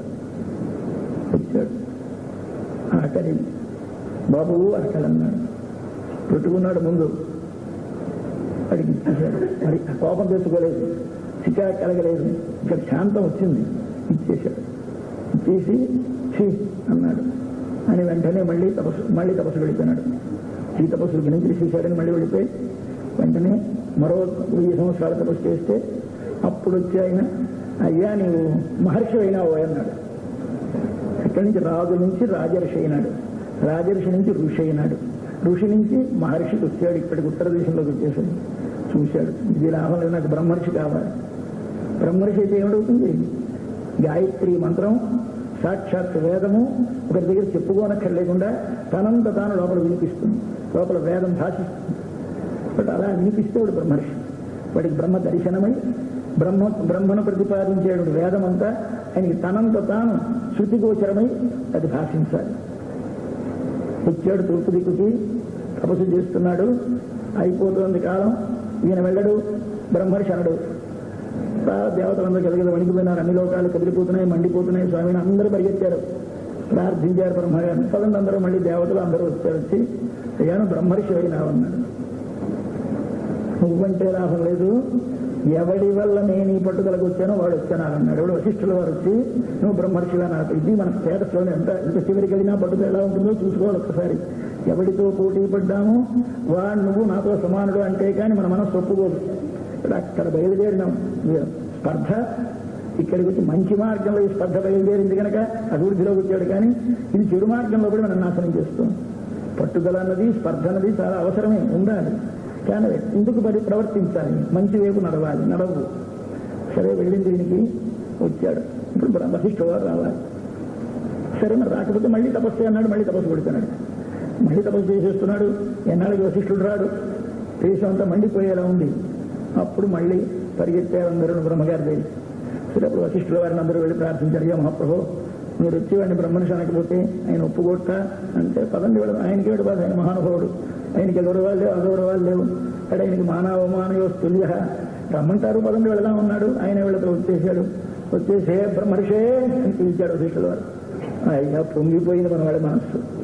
ఇది మానవ జీవితం. ఇంతతో సరే కాదు, ఇంకా మన గమ్యం ఉంది. ఇంతవరకు రావడానికి ఇంత కష్టపడాలి. ఏమేమి జయించాం? ఇప్పటికీ లోభాన్ని జయించాం, తర్వాత కామాన్ని జయించాం, తర్వాత క్రోధాన్ని జయించాం. మొదట అహంకారాన్ని జయించాం, కామాన్ని జయించాం, క్రోధాన్ని జయించాం. ఇంతలో మధ్యలో ఇంకా మరిచిపోయినాను. మధ్యలో మరొకటి పాప పడమటి దిక్కులో ఉండగానే ఒక మంచి త్యాగగుణం ఉంటుంది మనకందరికీ. ఈ త్యాగగుణం దుర్వినియోగం చేయకూడదు. నీకు అంత చిక్కు అన్నీ తప్పేనండి. నీకు అధికారం లేదు చేయడానికి. ఇప్పటి నుంచి పూర్తి అయిపోతే అధికారం లేదు. అక్కడ ఉండగా ఏమిటి జరిగింది? ఒక రాజుగారు అంబరీషుడిని ఆయన యజ్ఞం చేశాడు. ఆయన యజ్ఞంలో ఆయన పశువుని ఇంద్రుడు పట్టుకున్నాడు. పట్టుకుపోతే ఆ పశువు లేకపోతే ఏం చేయాలని బ్రాహ్మణుడు అడిగితే, అయ్యా ఒక మనుష్యుడిని దీనిలో మనం పశువుగా వేస్తే ఈ యజ్ఞం పూర్తవుతున్నాను. వాడంతటి వాడు రావాలంటే ఆ మనిషి బలవంతంగా తీసుకొచ్చి బలిచ్చేయడానికి వీలు లేదు.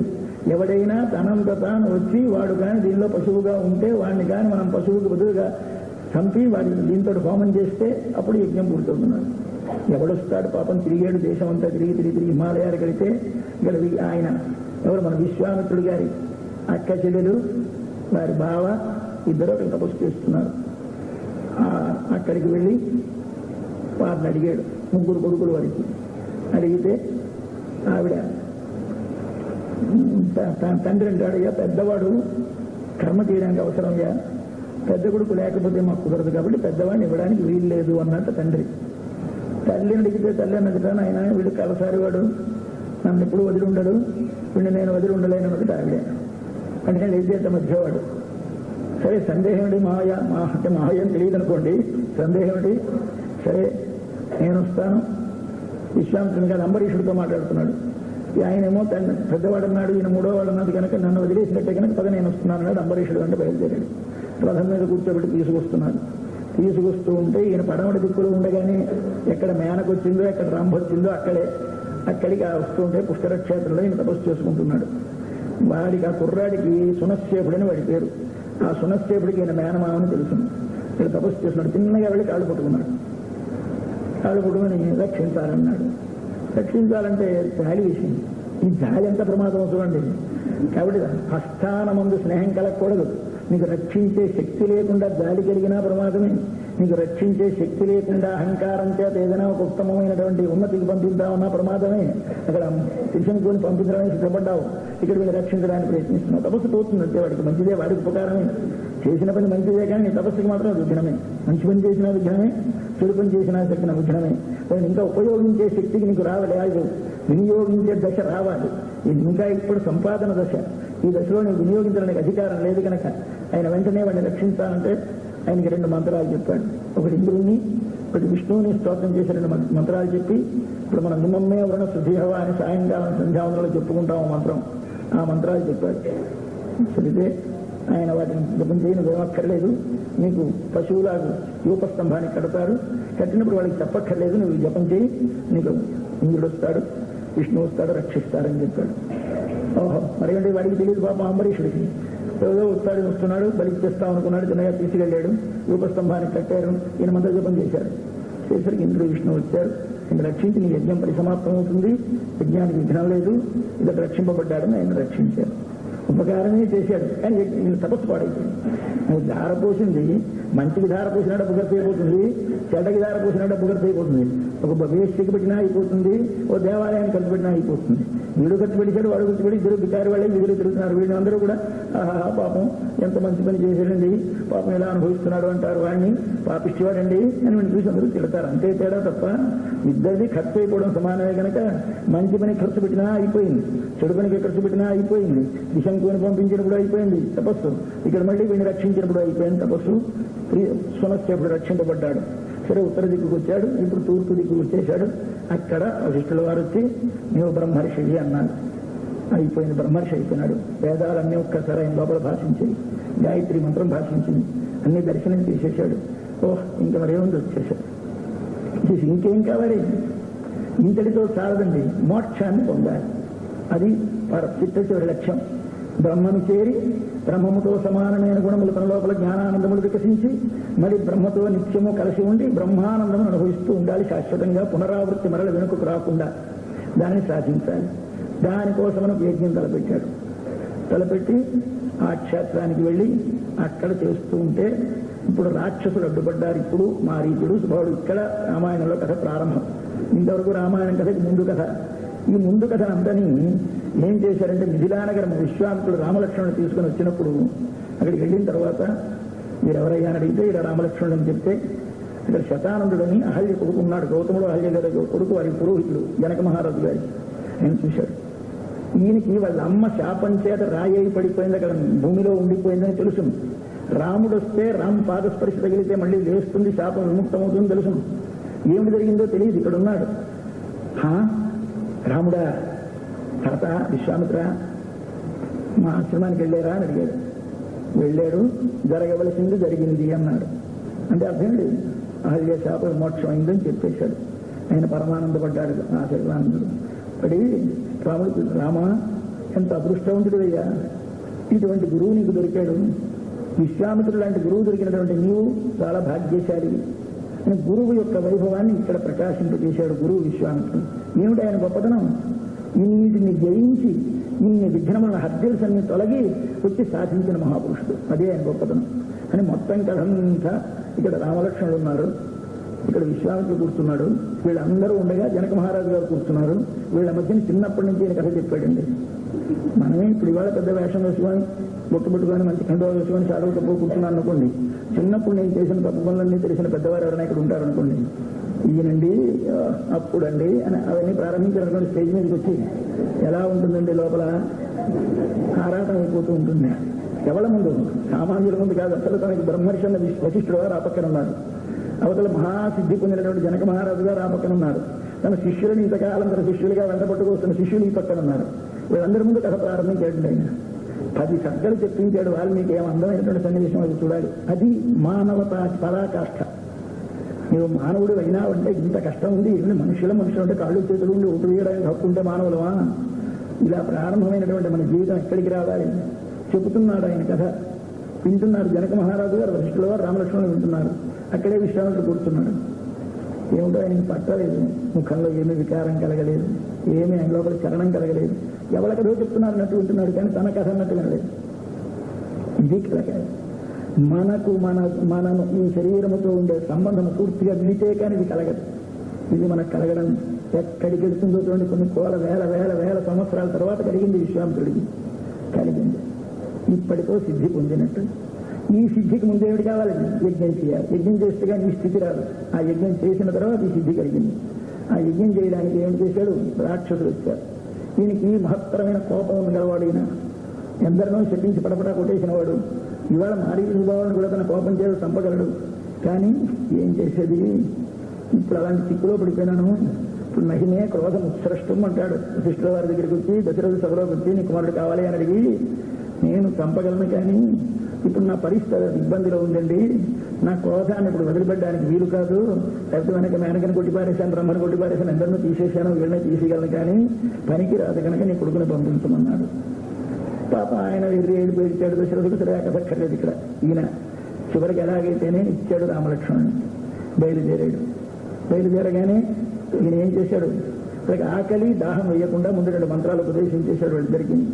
సరే మనకి ఏం బాధలేదు, తీసుకొచ్చి యువతలు దాటిన తర్వాత అరణ్యంలోకి వచ్చే ముందు కూర్చోబెట్టి, అబ్బాయి మీకు ఇద్దరికి అస్త్రాలన్నీ ఇచ్చేస్తాను, నా దగ్గర ఉన్నవి మీరు స్వీకరించండి అని. తనకి ఏ అస్త్రాలైతే పరమశివుడి వల్ల వచ్చాయో మొత్తం సర్వ దేవత అనీకములో ఉండే అస్త్ర సముదాయం అంతను తాను పొందిన దానిని ఆయన ఇదిగో మీకు ఇస్తున్నాను. ఈ మంత్రములు చదివేరా అస్త్రం వస్తుంది. మళ్ళీ ఈ మంత్రం చదివితే అది మళ్ళీ ఉపసంహరించుకుంటుంది. వెయ్యడమే తప్ప మళ్ళీ వెనక్కి లాగడం చేత కాకుండా ఉంటే లాభం లేదు. వేయడం చేతనవాలి, వెనక్కి లాగడం చేతనవాలని 2 చెప్పేశారు. అస్త్ర ప్రయోగ మంత్రములు, అస్త్ర ఉపసంహార మంత్రములు 2 ఉపదేశించాడు. అన్నీ అయిపోయినాయి. సరే ఇప్పుడు ప్రారంభం, ప్రాక్టికల్. ఇంతవరకు థియరీ అయింది ఎవరికి? రామలక్ష్మణుడికి. ఇప్పుడు విశ్వామిత్రుడికి ఏం పూర్తి లేదు, ప్రయోగించవలసినటువంటి అవసరము లేదు. ఎందుక అస్త్రాలు తన దగ్గర లేవు, వాళ్ళకి ఇచ్చేసాడు. మరి ఈయన పని చేయవు, వదిలేశాడు. వాటిని వెళుతున్నాడు. ఇప్పుడు ఎలాగైతే తన యజ్ఞం ఎవరు రక్షిస్తారు? రాముడు రక్షిస్తాడు. తను రక్షించుకోవడం అనే బాధ్యత వదిలేశాడు. తన రక్షించుకోవడం అనే బాధ్యతను రాముడి మీద పెట్టాడు. తనకి రక్షించుకునే శక్తిని అంతని రాముడికి ఇచ్చేశాడు. ఇది చెయ్యాలి. మోక్షం కావాలంటే తేలిక కాదు. అయి నీదనుకుంటున్నదంతా నీది కాదని, నీ రక్షణ బాధ్యత నీది కాదని గుర్తించి వాడికి నీవన్నీ అర్పించేసి వాడికి బాధ్యత అనే మనస్థితి పరిపూర్ణంగా కలిగితే తప్పక రక్షణ లభిస్తుంది. ఇప్పుడు ఆశ్చర్యంగా ఏమీ తన దగ్గర అస్త్రాలు లేవు, ఏ శక్తి లేనివాడు ఇప్పుడు విశ్వామిత్రుడు. బట్టి ఖాళీ మనిషి. ఇవన్నీ ఈయనకి ఇచ్చాడు. రక్షిస్తే ఉంది, లేకపోతే ఈయనకైనా వెనక్కి కాస్త వెళ్ళిపోతే పాపం బతుకు ఖాళీ. కానీ ధైర్యంగా రాముడు అంటే తెలుసును కనుక, అహం వేద్మి మహాత్మానం రామం దశరథాత్మజమని సాక్షాత్ పరాత్పరుడని తెలుసును కనుక, మనం ఎప్పుడైనా రక్షణ కావాలి అంటే ముందు నీవు నీ రక్షణ నీది అనే మాట వదిలిపెట్టు. నీ రక్షణ చేసుకుందికి సామగ్రి నీ దగ్గర ఉంది అనేది మర్చిపో. ఇవి 2 జ్ఞాపకం పెట్టుకోమన్నారు పెద్దలు. అకించన అనన్యగతి అంటారు. అకించన అంటే నాది అని నన్ను రక్షించుకుందికి కావలసిన సామగ్రి నా దగ్గర ఏదీ లేదు. మొదట అకించన, ఇది ఇచ్చేయాలంటాను. ఇచ్చేసిన తర్వాత ఏం చేయాలి? అనన్యగతి, నాకు మరొకటి పొందవలసినది ఏమీ లేదు. నీతో చేరి ఉండడమే, నిన్ను పొందడమే తప్ప మరొకటి నాకు పొందవలసినది లేదు చెప్పు. మరొకటి రక్షకుడు లేడు చెప్పు. చెబితే అప్పుడు స్వామి రక్షిస్తాడు. ఇదే మనం ఆలయానికి వెళ్ళి చేస్తాం. సాష్టాంగంగా పడతాం. కాళ్ళు 2 నేలకి మోపి, చేతులు 2 నేలకి మోపి, బుర్ర నేలకి మోపి ఇలా పడుకుంటాం. ఎందుకంటే పడుకోవడం వెళ్ళగానే అక్కడ హాయిగా విశ్రాంతి కోసమా? కాదురా. మరేమిటి అంటే అకించన అనన్యగతి 2 చెప్పాలి. పడుకో, లేచులా 2 చేతులు జోడించు. ఈ పడుకుంటే అనన్యగతి, మరింక వెళ్ళవలసిన చోటు నాకు లేదు, ఈ కాళ్లతోటి మరి ప్రయోజనం లేదు, ఈ చేతులతో మరి ప్రయోజనం లేదు, నడవవలసినది లేదు, చేయవలసినది లేదు, ఇటు గమ్యము లేదు, కర్తవ్యము లేదు అని పడిపోయినాం. లేచేమిటి చేయాలి? నా దగ్గర ఏమీ లేదు. ఏమైనా లేదంటే ఇంద్రజాలికి వాళ్ళు ఏం చేస్తారు? ఇలా ఇలా అని ఇలా తుదించి మళ్ళీ ఇలా పెట్టేస్తారు. అంటే ఏమీ లేదు అని అర్థం. అకించన, నా దగ్గర ఏమీ లేదు. ఇది తెలియాలి స్వామికి. ఇవి రెండూ తెలియజేశాడు. తెలియజేసి ఏం చేశాడు? అన్నీ ఇచ్చేశాడు. రామ, ఇదిగో మన ఆశ్రమానికి వచ్చాము, నేను 6 రాత్రులు యజ్ఞదీక్షలో ఉంటాను, చూసుకొని నీదే బాధ్యత అన్నాడు. లోపలికి పడిపోయినాడు విశ్వామిత్రుడు. వచ్చారు మారీచ సుబాహుడు, చంపేశారు. అయిపోయింది. ఏమిటి? ఈ ఇచ్చిన అస్త్రాలతోటి చంపారు. ఇక్కడ మన రామాయణంలో లేదు కానీ మరో నాటకంలో అందమైన ప్రశ్న వేశారంటే, భగవంతుని శరణ పొందినటువంటి వారికి ఏ లక్షణం ఉండాలో చెప్పడానికని విశ్వామిత్రుడు దీన్ని ప్రదర్శించాడట. భగవంతుని అందరం శరణ పొందాం అంటాం కానీ శరణ పొందడం అంటే ఏ స్థితిలో ఉంటే శరణ పొందడం అవుతుంది అన్నది విశ్వామిత్రుడు ప్రదర్శించడానికి చూపించాడయ్యా. చూడండి ఎంత అందంగా చూపించాడో. తన దగ్గర ఉన్న తనకు శిష్యులు ఉంటారు, 2 ఆశ్రమంలో. ఆ శిష్యులు గురువు గారిని అడుగుతారు, ఏమండి మన విశ్వామిత్ర మహర్షి తన అస్త్రాలన్నీ రాముడికి ఇచ్చేసి రామానా యజ్ఞాన్ని రక్షించమని 12 ఏళ్ల పశువాన్ని నియమించి తాను హాయిగా కూర్చున్నాడే, ఇది న్యాయమా?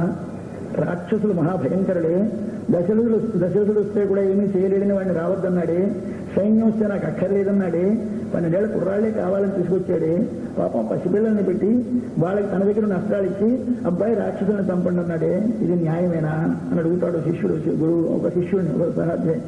ఏమిరా అంటే, ఇది ఎలా ఉంది అంటే, ఇంటికి చుట్టం వస్తే అప్పుడే ఇంట్లోకి తాసుపాము దూరిన తాసుపాముని కొట్టడానికి మగవాడు ఇంట్లో లేకపోతే, మగవాడు లేని సమయంలో తాసుపామంతుడు దూరిపోయి ఉండగా అతిథి వస్తే అతిథికి ఆతిథ్యం ఇవ్వడానికి నా ఇల్లాలు అయినా లోపలికి పాము వెళ్ళింది, కాస్త ఇదే కర్ర పట్టుకో దాన్ని కొట్టేసావా మనం ఇంట్లోకి వెళ్ళి హాయిగా నీకు భోజనం పెడతానన్నట్టుంది. అంటే పావుని చంపితే వాడికి పిండి పెడితే వాడు కరిచిందా చుట్టం పోతాడు, కొట్టేడా పిండి పెడితే నష్టం లేదన్నట్టుంది కదా. ఇది తనకున్నటువంటి అస్త్రాలన్నీ వాడికి ఇవ్వడం ఏమిటి? నాయనా రామా రక్షించేమిటి? చంపగలవాడు, శక్తి గలవాడు, అస్త్రాలు గలవాడు తాను తన అస్త్రాలను ప్రయోగించి చంపుకోవాలి. మధ్యన ఆయన చంపకూడదు. ఆ పశువాడిని వాడిని ఒకవేళ వానికని దానికి అరైపోతే చచ్చిపోడు, మరి పశువాడిని చంపొచ్చా? ఎంత తప్పు పని చేశాను విశ్వామిత్రుడు అని అడిగాడు. అయితే నాయన ఇదే నీతి, నువ్వు ఎప్పుడైనా భగవద్ రక్షణ పొందాలంటే దీనిని నేర్చుకోవాలి. ఇది నేర్పింది మనకి సముద్రం. ఏమిటి నేర్పింది? సముద్రంలో నీరున్నది, ఇక్కడ ముత్యపు చిప్పలను ఉంటాయి. ఆ ముత్యపు చిప్పలు సముద్రంలోనే ఉంటాయి. అంటే దానిలో ఒక పురుగు ఉంటుంది, ఆ పురుగు దాని లోపల ఉంటుంది. అది ఇలా డిప్ప విడుతుంది, విడి పురుగు చచ్చిపోయి బయట పడుతుంది, లేదా బతిగుండి బయట వెళ్ళిపోతుంది, చెప్ప ఇలా విడుతుంది. ఈ బిడ్డ సమయంలో స్వాతి నక్షత్రంలో సూర్యుడు ఉండగా వర్షము కాని పడితే అది ఈ బిడ్డ ముత్యపు చిప్పలో కాని ఆ మీద నుంచి పడ్డ నీటి బొట్టు డైరెక్ట్ గా పడితే ఆ వెడల్పై జిప్పినటువంటి చిప్ప లోపల పడ్డ ఆ నీటి బొట్టు ముత్యం అవుతుంది. అంటే స్వాతి ముత్యం అని, స్వాతిలో ముత్యాలు పండుతాయి. అది ఒక్క సంవత్సరానికి ఒక 27 రోజులు స్వాతి నక్షత్రం 14 రోజులు ఉంటుంది. అప్పుడు పడాలి వర్షం. ఇప్పుడు ఎంత ఆలోచించావా ఎప్పుడైనా నువ్వు? మీద నుంచి పడ్డ వర్షం ఎక్కడిది? సముద్రములోనున్న నీరు సూర్యుడు తన కిరణముల చేత ఆవిరి చేసి పైకి ఆ ఆవిరి పైకి వస్తే పైకొచ్చిన సముద్రంలోని నీరే పైకి వెళ్ళి చల్లబడి ఆ నీరే మళ్లీ మబ్బులై ఆ మబ్బైనది వర్షిస్తే వర్షించిన ఆ నీరే మళ్లీ కిందకి పడితే ఈ ముత్యపు చిప్పలో పడితే ముత్యం అయింది కదా. ఇక్కడే ఉంది కదా, మనలోనే ఉంది నీరు, మనలోనే ఉంది కదా ముత్యపు చిప్పని. ఆ సముద్రమే కానీ ఒక్క తన కెరటంతో టక్కన కొట్టి సమంగా స్వాతి నక్షత్రంలో ముత్యముల చిప్పలు విడి ఉండగానే తన నీళ్లు తానే పోసేసుకొని ముత్యాలైపోయిన పండించుకోకూడదా? పండవోయ్ ముత్యాలు. మీద నుండి సూర్యుడి నుంచి వెళ్ళినటువంటి ఆవిరి మేఘమై వర్షిస్తేనే పండుతాయి. ఇప్పుడు ఏం చేస్తున్నాడు సముద్రుడు? తన జలములను సూర్యుడికిచ్చి సూర్యుడి ద్వారా వర్షమును పొంది వర్షము ద్వారా తనలో ముక్త అంటే ముత్యములను ఎలా పండించుకుంటున్నాడో ఇది మానవుడు నేర్చుకోవాల్సిన పాఠం.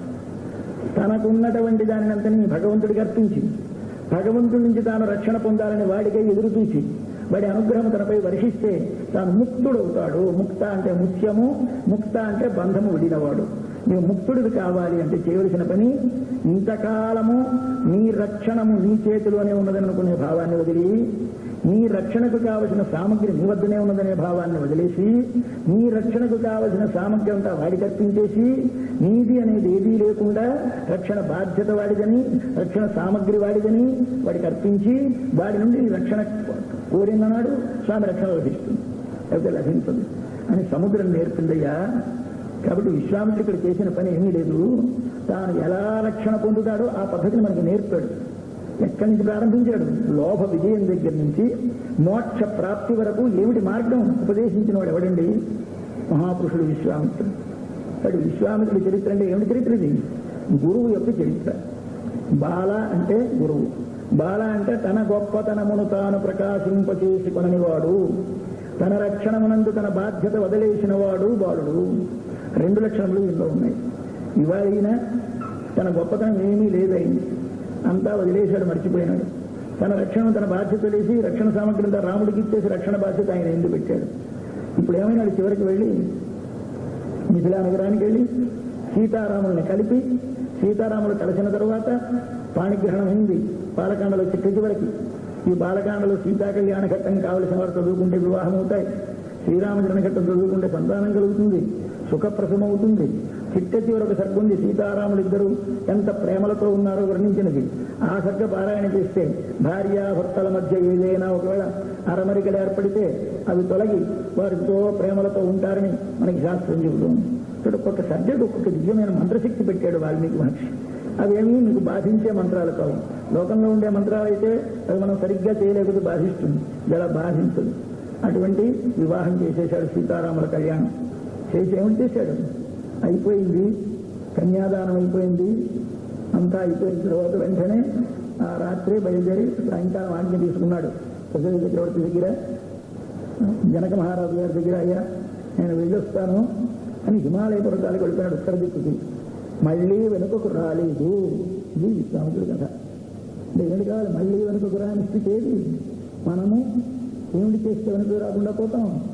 భగవద్రక్షణని కాంక్షించి భగవద్రక్షణ బాధ్యత భగవంతుని ఎందుకు పెట్టి భగవంతునికి రక్షణ పరికరములని మనం అనుకునేవన్నీ వాడికర్పించి నీ జ్ఞానము, నీ భక్తి, నీ కర్మ ఇవన్నింటినీ వదిలేనికి మనకు అస్త్రాలు, కర్మ జ్ఞాన భక్తులని అస్త్రాలను వాడికిచ్చి నా కర్మ చేత నేను ధరిస్తాను, నా జ్ఞానం చేత నేను దర్శిస్తాను, నా భక్తి చేత నేను పొందుతాననేటువంటి భావాలు వదిలేసి చేసిన అవన్నీ వాడి ప్రీతి వరకు వాడి పనిముట్టైన నా చేత చేయించుకుంటున్నాడు అనే భావంతో చేసి వాని గురించి జ్ఞానం కలగడం, నన్ను నేను తెలుసుకున్నట్టు వాని జ్ఞానం కలిగి వాడిని నేను ప్రేమించుట, వాడి గుణములను చూసి మరువలేక ప్రేమకు ఎడలేక స్మరిస్తున్నానని గుర్తించి ఎప్పుడు నీవు కర్మ జ్ఞాన భక్తులనేటువంటి సాధనములనగా అస్త్రములను వాడికి అర్పించేస్తావో అప్పుడు స్వామి తనంత తాను మన రక్షణను తానే చేస్తాడు.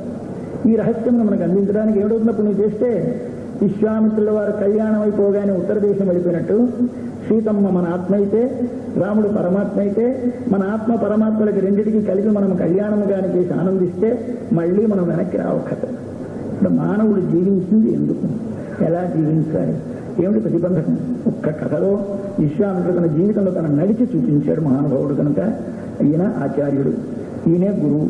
అటువంటి గురువు యొక్క చరిత్ర చెప్పింది. కానీ ఇందులో రాముడి బాల్యపు కథ ఏమీ లేదని మనం తెలుసుకుందికి అవకాశం ఉంది కదా అని బాలకాండ రాముడి కథలు కాదండి, విశ్వామిత్రుడి కథ.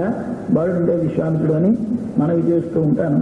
ఆ విషయాన్ని సరే నేను గురు పూర్ణిమ కదా అని ప్రారంభించాను. ఇది ఒకనాటితో పూర్తి కాలేదు, వాళ్ళు కూడా అదే కంటిన్యూ చేసి మనం తెలుసుకున్నాం. ఇంకా దీంతో బాలకాండ అయిపోయింది. ఇంకా అయోధ్యాకాండకి రావాలి.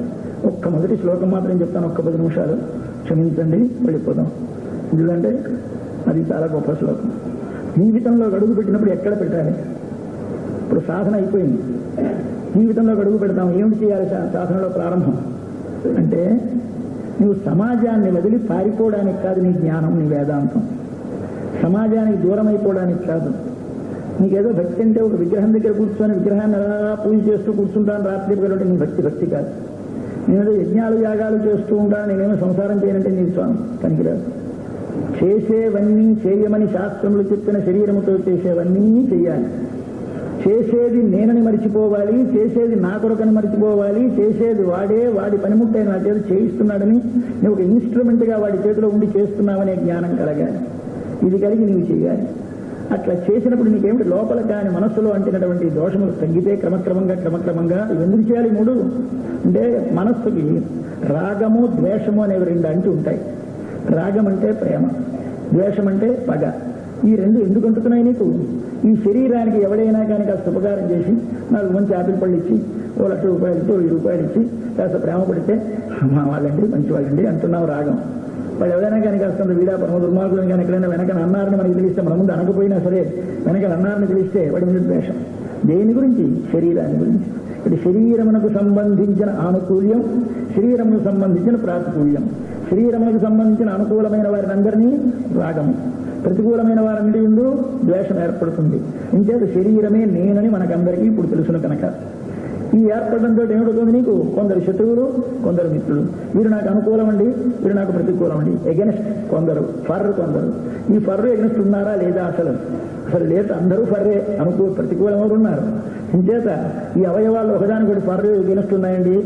కాలు చెయ్యికి ఎగెనెస్టా, చెయ్యి కాలుకి ఎగెనెస్టా? నేను నేల మీద నడుస్తున్నాను, నువ్వు హాయిగా మీద కూర్చున్నావు, కిందకి రా చెయ్యి, నువ్వు ఒక్కసారి నడు, నేను మీదకి కూర్చుంటాను అంటుందా కాలు? నిజేతనేమిటి? ఇప్పుడు నువ్వు కిందకి రా, నేను తింటానని ఏమైనా మలద్వారం మూత్రద్వారం ఉంటున్నాయండి? ఆ కన్నం దాని పని చేస్తోంది, ఈ కన్నం దాని పని చేస్తోంది కాదా? అంతే కదా. నువ్వు కూడా ఈ జ్ఞానానికి ఎప్పుడు కలుగుతుంది? విశ్వమంతా వ్యాపించి ఉన్న ఒక అంతర్యామి తత్వం ఉన్నదనే జ్ఞానము కలిగిన నాడు, విశ్వమంతా వాడి రూపముగా నీకు సాక్షాత్కరించిన నాడు ఇదే బ్రహ్మజ్ఞానం. ఎందుకంటే ఏమి లేదు. ఈ బ్రహ్మజ్ఞానం కలిగిన వాడు ప్రవర్తించే తీరేదో నేర్చుకుని ప్రవర్తించడం నేర్చుకో. ముందు బ్రహ్మజ్ఞానం కలగడం అంటే వాడు కలగదు. ముందు ఏం చేయాలి? ఆచరణ నేర్చుకో. చిన్నప్పుడు పిల్లడికి ఆ అంటే సాక్షాత్ పరబ్రహ్మమే, ఊ అంటే సాక్షాత్ సంబంధమే, ము అంటే ఇలా చెప్పి మనం ఓం నమః శివాయ రాయిస్తున్నాం కదా. ఇప్పుడు అర్థాలు చెప్తున్నామండి. ఓం అంటే అర్థం ఇది, నమః అంటే అర్థం ఇది, శివ అంటే అర్థం ఇది. ఏం చెప్తున్నాం? ఏం చెప్పాం? రాయించేస్తున్నాం, దించేస్తున్నాం, వేలు నొప్పి పెట్టి ఇలా రాయిస్తున్నాం, విసగలో రాయిస్తున్నాం, పరక మీద రాయిస్తున్నాం. ఏం నాన్న అర్థం వాడు అడగడు, అర్థం చెప్పం. ఎందుకంటే అక్కర్లేదు. నువ్వు నేర్పాలి. ఈ నేర్పే దశలో లోపలికి వెళ్ళే ప్రయత్నం చేయకండి. ముందు నేర్పాలి. కొంతకాలం అలా నేర్చిన తర్వాత బుద్ధికి వికాసం కలిగిన తర్వాత అప్పుడు అర్థజ్ఞానం. ఇప్పుడు మనం ఈ కర్మలు చెయ్యాలి. ఏమిటి? యజ్ఞము, దానము, తపస్సు 3 చెయ్యాలి. చేశాడు విశ్వామిత్రుడు. యజ్ఞము చేశాడు, దానం ఇచ్చాడు రాముడికి, తపస్సు చేశాడు రాముడి గురించి. యజ్ఞము, దానము, తపస్సు 3 చేస్తే ఏమిటైంది? మనస్సులో ఉన్నటువంటి రాగద్వేషములు పోయినాయి. ఇప్పుడు ఇది పోగానే తన గురించి అంత ఎగెన్స్ట్గా చెప్తున్న సత్యానందుడు ఎంత ఉళ్ళు మండాలి, ఎంత కోపం రావాలి? రాలేదు. ఇదే ఆయన తనకు ప్రతికూలం కాడు, ఈయన అనుకూలం కాడు. ఇప్పుడు ఆనుకూల్య ప్రాతికూల్యాలు లేవు కనుక తుల్య నిందాస్తుతి, స్తోత్రం చేసినా ఒకటే, నిందించినా ఒకటే అనే స్థితి కలిగినాడు. ఇంకా భావాలు ఉండవు, తగ్గుతాయి. దీనికి ఏమిటి చేయాలి? నువ్వు మనస్సుని శుద్ధి చేసుకోవాలి. దేంతో శుద్ధి చేసుకోవాలి? మంత్రముతో శుద్ధి చేసుకో, యజ్ఞ దాన తపస్సులతో శుద్ధి చేసుకో. యజ్ఞము చేయి, చేసే ప్రతి పని వాడిది, వాడి ప్రీతి కొరకు, వాడి పనిముట్టైనా నా చేత చేయిస్తున్నాను చేయి. యజ్ఞము చేస్తే అది నీకు మోక్షానికే సాధనం అవుతుంది. అలాగే జ్ఞానం ఆర్జించు. ఎందుకు జ్ఞానం? ఏదో మోక్షానికి సాధనం కాదు. జ్ఞానం అనేది వాడి స్వరూపాన్ని తెలుసుకుని, నా స్వరూపాన్ని తెలుసుకుని, వాడికి నాతో ఉన్న సంబంధము, నాకు ఈ శరీరముతో ఉన్న సంబంధము నేను తెలుసుకుందికి, నేను శరీరము కంటే వేరని, నేను భగవంతునికి చెందిన వాడినే జ్ఞానము కలిగితే అది ఆత్మజ్ఞానం, ఆత్మసాక్షాత్కారం. ఇది ఎందుకు? ఇది వాడి ప్రీతి కొరకే. దాని తర్వాతది వాడి దివ్య మంగళ విగ్రహాన్ని ఒకసారి చూసి, ఆ స్వామి యొక్క దివ్య పాదముల దగ్గర నుంచి, ఆ నఖముల దగ్గర నుంచి, ఆ పిక్కలు, ఆ శరీరం అంతా అలా మీదకి వెళ్ళి, ఆ మందహాసము తోడిన ముఖారవిందాన్ని దర్శించి, ఆ ప్రఫుల్లమైన నేత్రాలు దర్శించి, ఆ కిరీటం వరకు దర్శించి, ఒకసారి అలా స్వామిని అవయవం అలా లోపల నిలుపుకొని మనం అలా దర్శిస్తూ, కన్ను మూసినా తెరిచినా ఎక్కడ చూసినా ఆ స్వామి యొక్క చిరునవ్వు ఒలుకుతున్నటువంటి ముఖము మనకు దర్శించేటువంటి స్థితి మనం దర్శిస్తే, ఎడతెగక స్మరిస్తే నీ కంటికి ప్రత్యక్షంగా కనపడుతుంది. దీని పేరు ధ్యానం, భక్తి. ఇదెందుకు? ప్రేమతో నీ పిల్లల్ని ప్రేమిస్తే ఎలాగూ ఫలం లేదు. భగవంతుడిని ప్రేమించినా అంతే, ఫలం ఉండదు ప్రేమకి ఫలం ఉందంటే బిజినెస్. కాబట్టి ప్రేమ భక్తికి ఫలాలు ఉండవు. ఫలమును కోరిన వాడు నిజమైనటువంటి భక్తుడు కాడు, వాడు బేహారి. కాబట్టి వాడు వ్యాపారం చేస్తున్నాడు భగవంతుడు కాదు, నేను ఇస్తాను నువ్వేమి ఇస్తావు అని. కాబట్టి అబ్బాయి ఇదిగో నీకు నువ్వు ఇస్తే మనం కూడా ముందుకు పోమండి. ఎంత తెలియని వాళ్ళం అంటే చాలా తినేవాళ్ళం.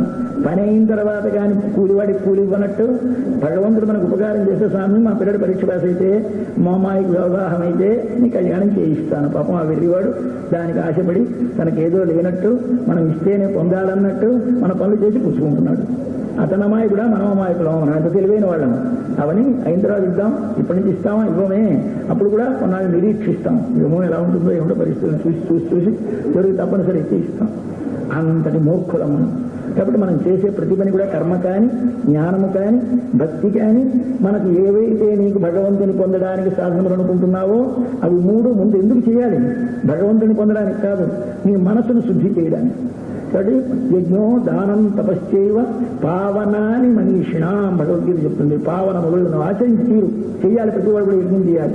యజ్ఞం అంటే మేము హోమాలు చేయగలమండి, హోమం కాదు చేసేది యజ్ఞం అనగా ఇప్పుడు మనవి చేసేనే వాడి పని వాడి ప్రీతి కొరకు వాడి పని ముట్టైన నా చేత చేయించుకొని వాడు ఆనందిస్తున్నాడు.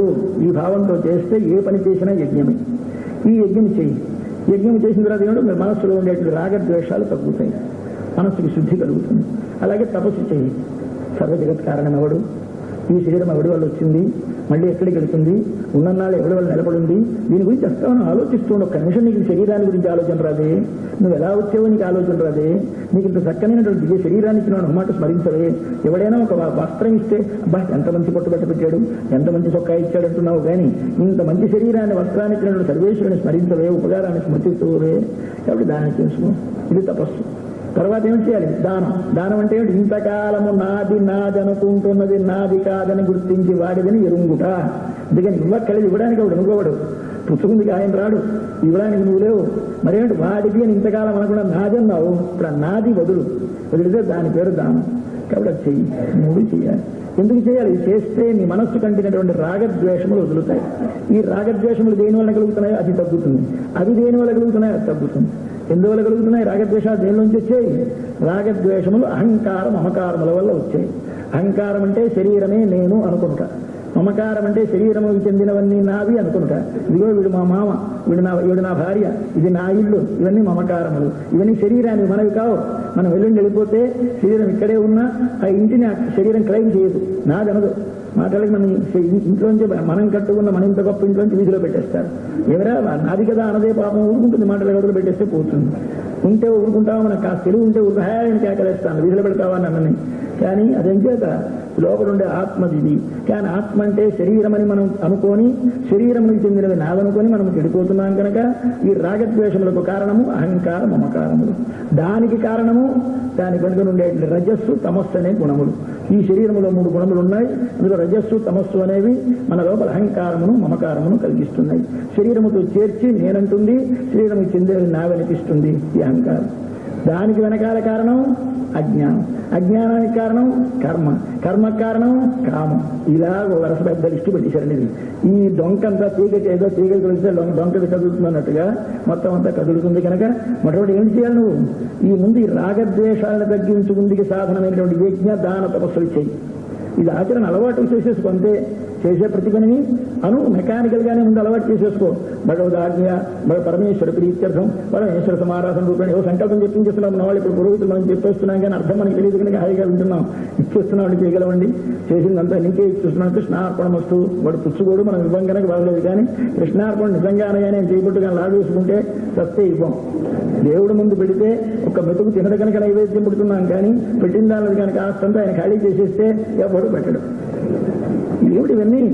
అంటే మన లోపల భావము లోపల కలగటానికి ముందు మెకానికల్ గా ఇది నేర్పుతున్నారు మన పెద్దలు. దీని ముందు ఆచరించాలి. ఇది ఆచరిస్తే కానీ నీ అంతఃకరణం దాకా వెళ్ళదు లోపలికి. ఇక్కడ ముందు యజ్ఞము దానము తపస్సు చేయాలి. చేసాడు విశ్వామిత్రుడు. వాడే ఆశ్రమంలోకి వెళ్ళి కావాలని కోరిక కలగగానే, కావాలని కోరిక ఎప్పుడైతే భంగం కలిగిందో వెంటనే క్రోధం కలిగితే, క్రోధం కలిగిన క్రోధం చేత పట్టుదల పెరిగితే దానికి సాధనం అస్త్రములను కనిపెట్టి అస్త్రముల కోసమని తపస్సు చేసి అస్త్రములు సంపాదించాడు. తర్వాత తపస్సు చేసి శక్తిని సంపాదించి పైకి పంపించాడు. తర్వాత తపస్సు చేసి ఋషి అయినాడు. తర్వాత తపస్సు చేసి బ్రహ్మక్షి అయినాడు. తర్వాత తపస్సు చేసి కాదు, తర్వాత యజ్ఞం చేసి మోక్షాన్ని పొందాడు. ఈ విధంగా యజ్ఞము దానము చేశాడు. రాముడికి అస్త్ర విద్యలు ఇచ్చేశాడు. యజ్ఞము దానము తపస్సు నువ్వు చేస్తే ఏమి కలిగింది? మిథిలా నగరమునకు వచ్చి సీతారాములను కలిపే అవకాశం లభించింది. లభించిన తర్వాత ఏమైనాడు? తాను ఉత్తర దిక్కుకు వెళ్ళాడు, మన వెనుకకు రాలేదు. ఇది మనం పొందాలి. కాబట్టి యజ్ఞదాన తపస్సులు చేయాలి. ఇది చేస్తే ఏమవుతుందయా? అంతఃకరణం నిర్మలమవుతుంది. అంతఃకరణం నిర్మలమైతే ఆత్మస్వరూపం తెలుస్తుంది. ఆత్మస్వరూపం తెలిస్తే దాని వెనక అంటిపెట్టుకున్న భగవత్ స్వరూపం తెలుస్తుంది. దానిని పొందుతావు. అంచేత దానికి ఏం చేశాడు? సీతా కళ్యాణం చేసేసి ఆయన వెళ్ళిపోయినాడు. మర్నాడు పొద్దున్న ఉత్తర దిక్కుకి మరి వెనక్కి రాలేదు అంటే పాపం మనకి మహానుభావుడైన శ్రీనివాస శాస్త్రి గారు లెక్చర్స్ అని రామాయణాన్ని రాసి ఆయన విచారించాడు. నాకు ఒక్కటే విచారం రామాయణంలో, ఇంత కష్టపడ్డ విశ్వామిత్రుడు పాపం చిన్నవాడిని 12 ఏళ్ల వాడిని తీసుకువెళ్ళి అన్యస్త్ర విద్యలు చెప్పి ఇంత ఉద్ధరించి వివాహం చేసినవాడు ఒక్క మాట పట్టాభిషేకం నాడు మళ్ళీ తిరిగి వచ్చి ఒక మాట ఆ సదస్సులో కనిపిస్తే ఎంత మనసు సంతృప్తిగా ఉండను. ఏమిటో నాకు రాకపోవడం వాల్మీకి మానేయడం నాకేమిటో దోషంలా కనిపిస్తోందని, వాల్మీకిలో ఒక్కటే ఒక తప్పు కనిపిస్తోందన్నాడు ఆయన. అది ఒక్కటే ఇంకా ఇంచేత ఆయన మనస్సులో పాపం ఆ విశ్వామిత్రుడు వెనక్కి రాకపోవడం చాలా బాధపడ్డాడు. అంటే అర్థం ఏంటి, వెనక్కి రాడు, రాలేదని బాధపడితే అలా వెనక్కి వెళ్ళిపోయినాడు. ఎక్కడికి మళ్ళీ వెనక్కి రాని చోటుకి వెళ్ళాడు. ఎలా వస్తాడు వెనక్కి? ఇక్కడ రాలేదని అర్థం. కానీ రాకపోవడం వాడికి ప్రేమ లేకపోవడం కాదు, ఈ వాల్మీకి రప్పించకపోవడం కాదు, ఆయన రాడు. అటువంటి ఉన్నతమైనటువంటి ఆదర్శాన్ని మనకు నిర్మించి పెట్టాడు విశ్వామిత్ర మహర్షి.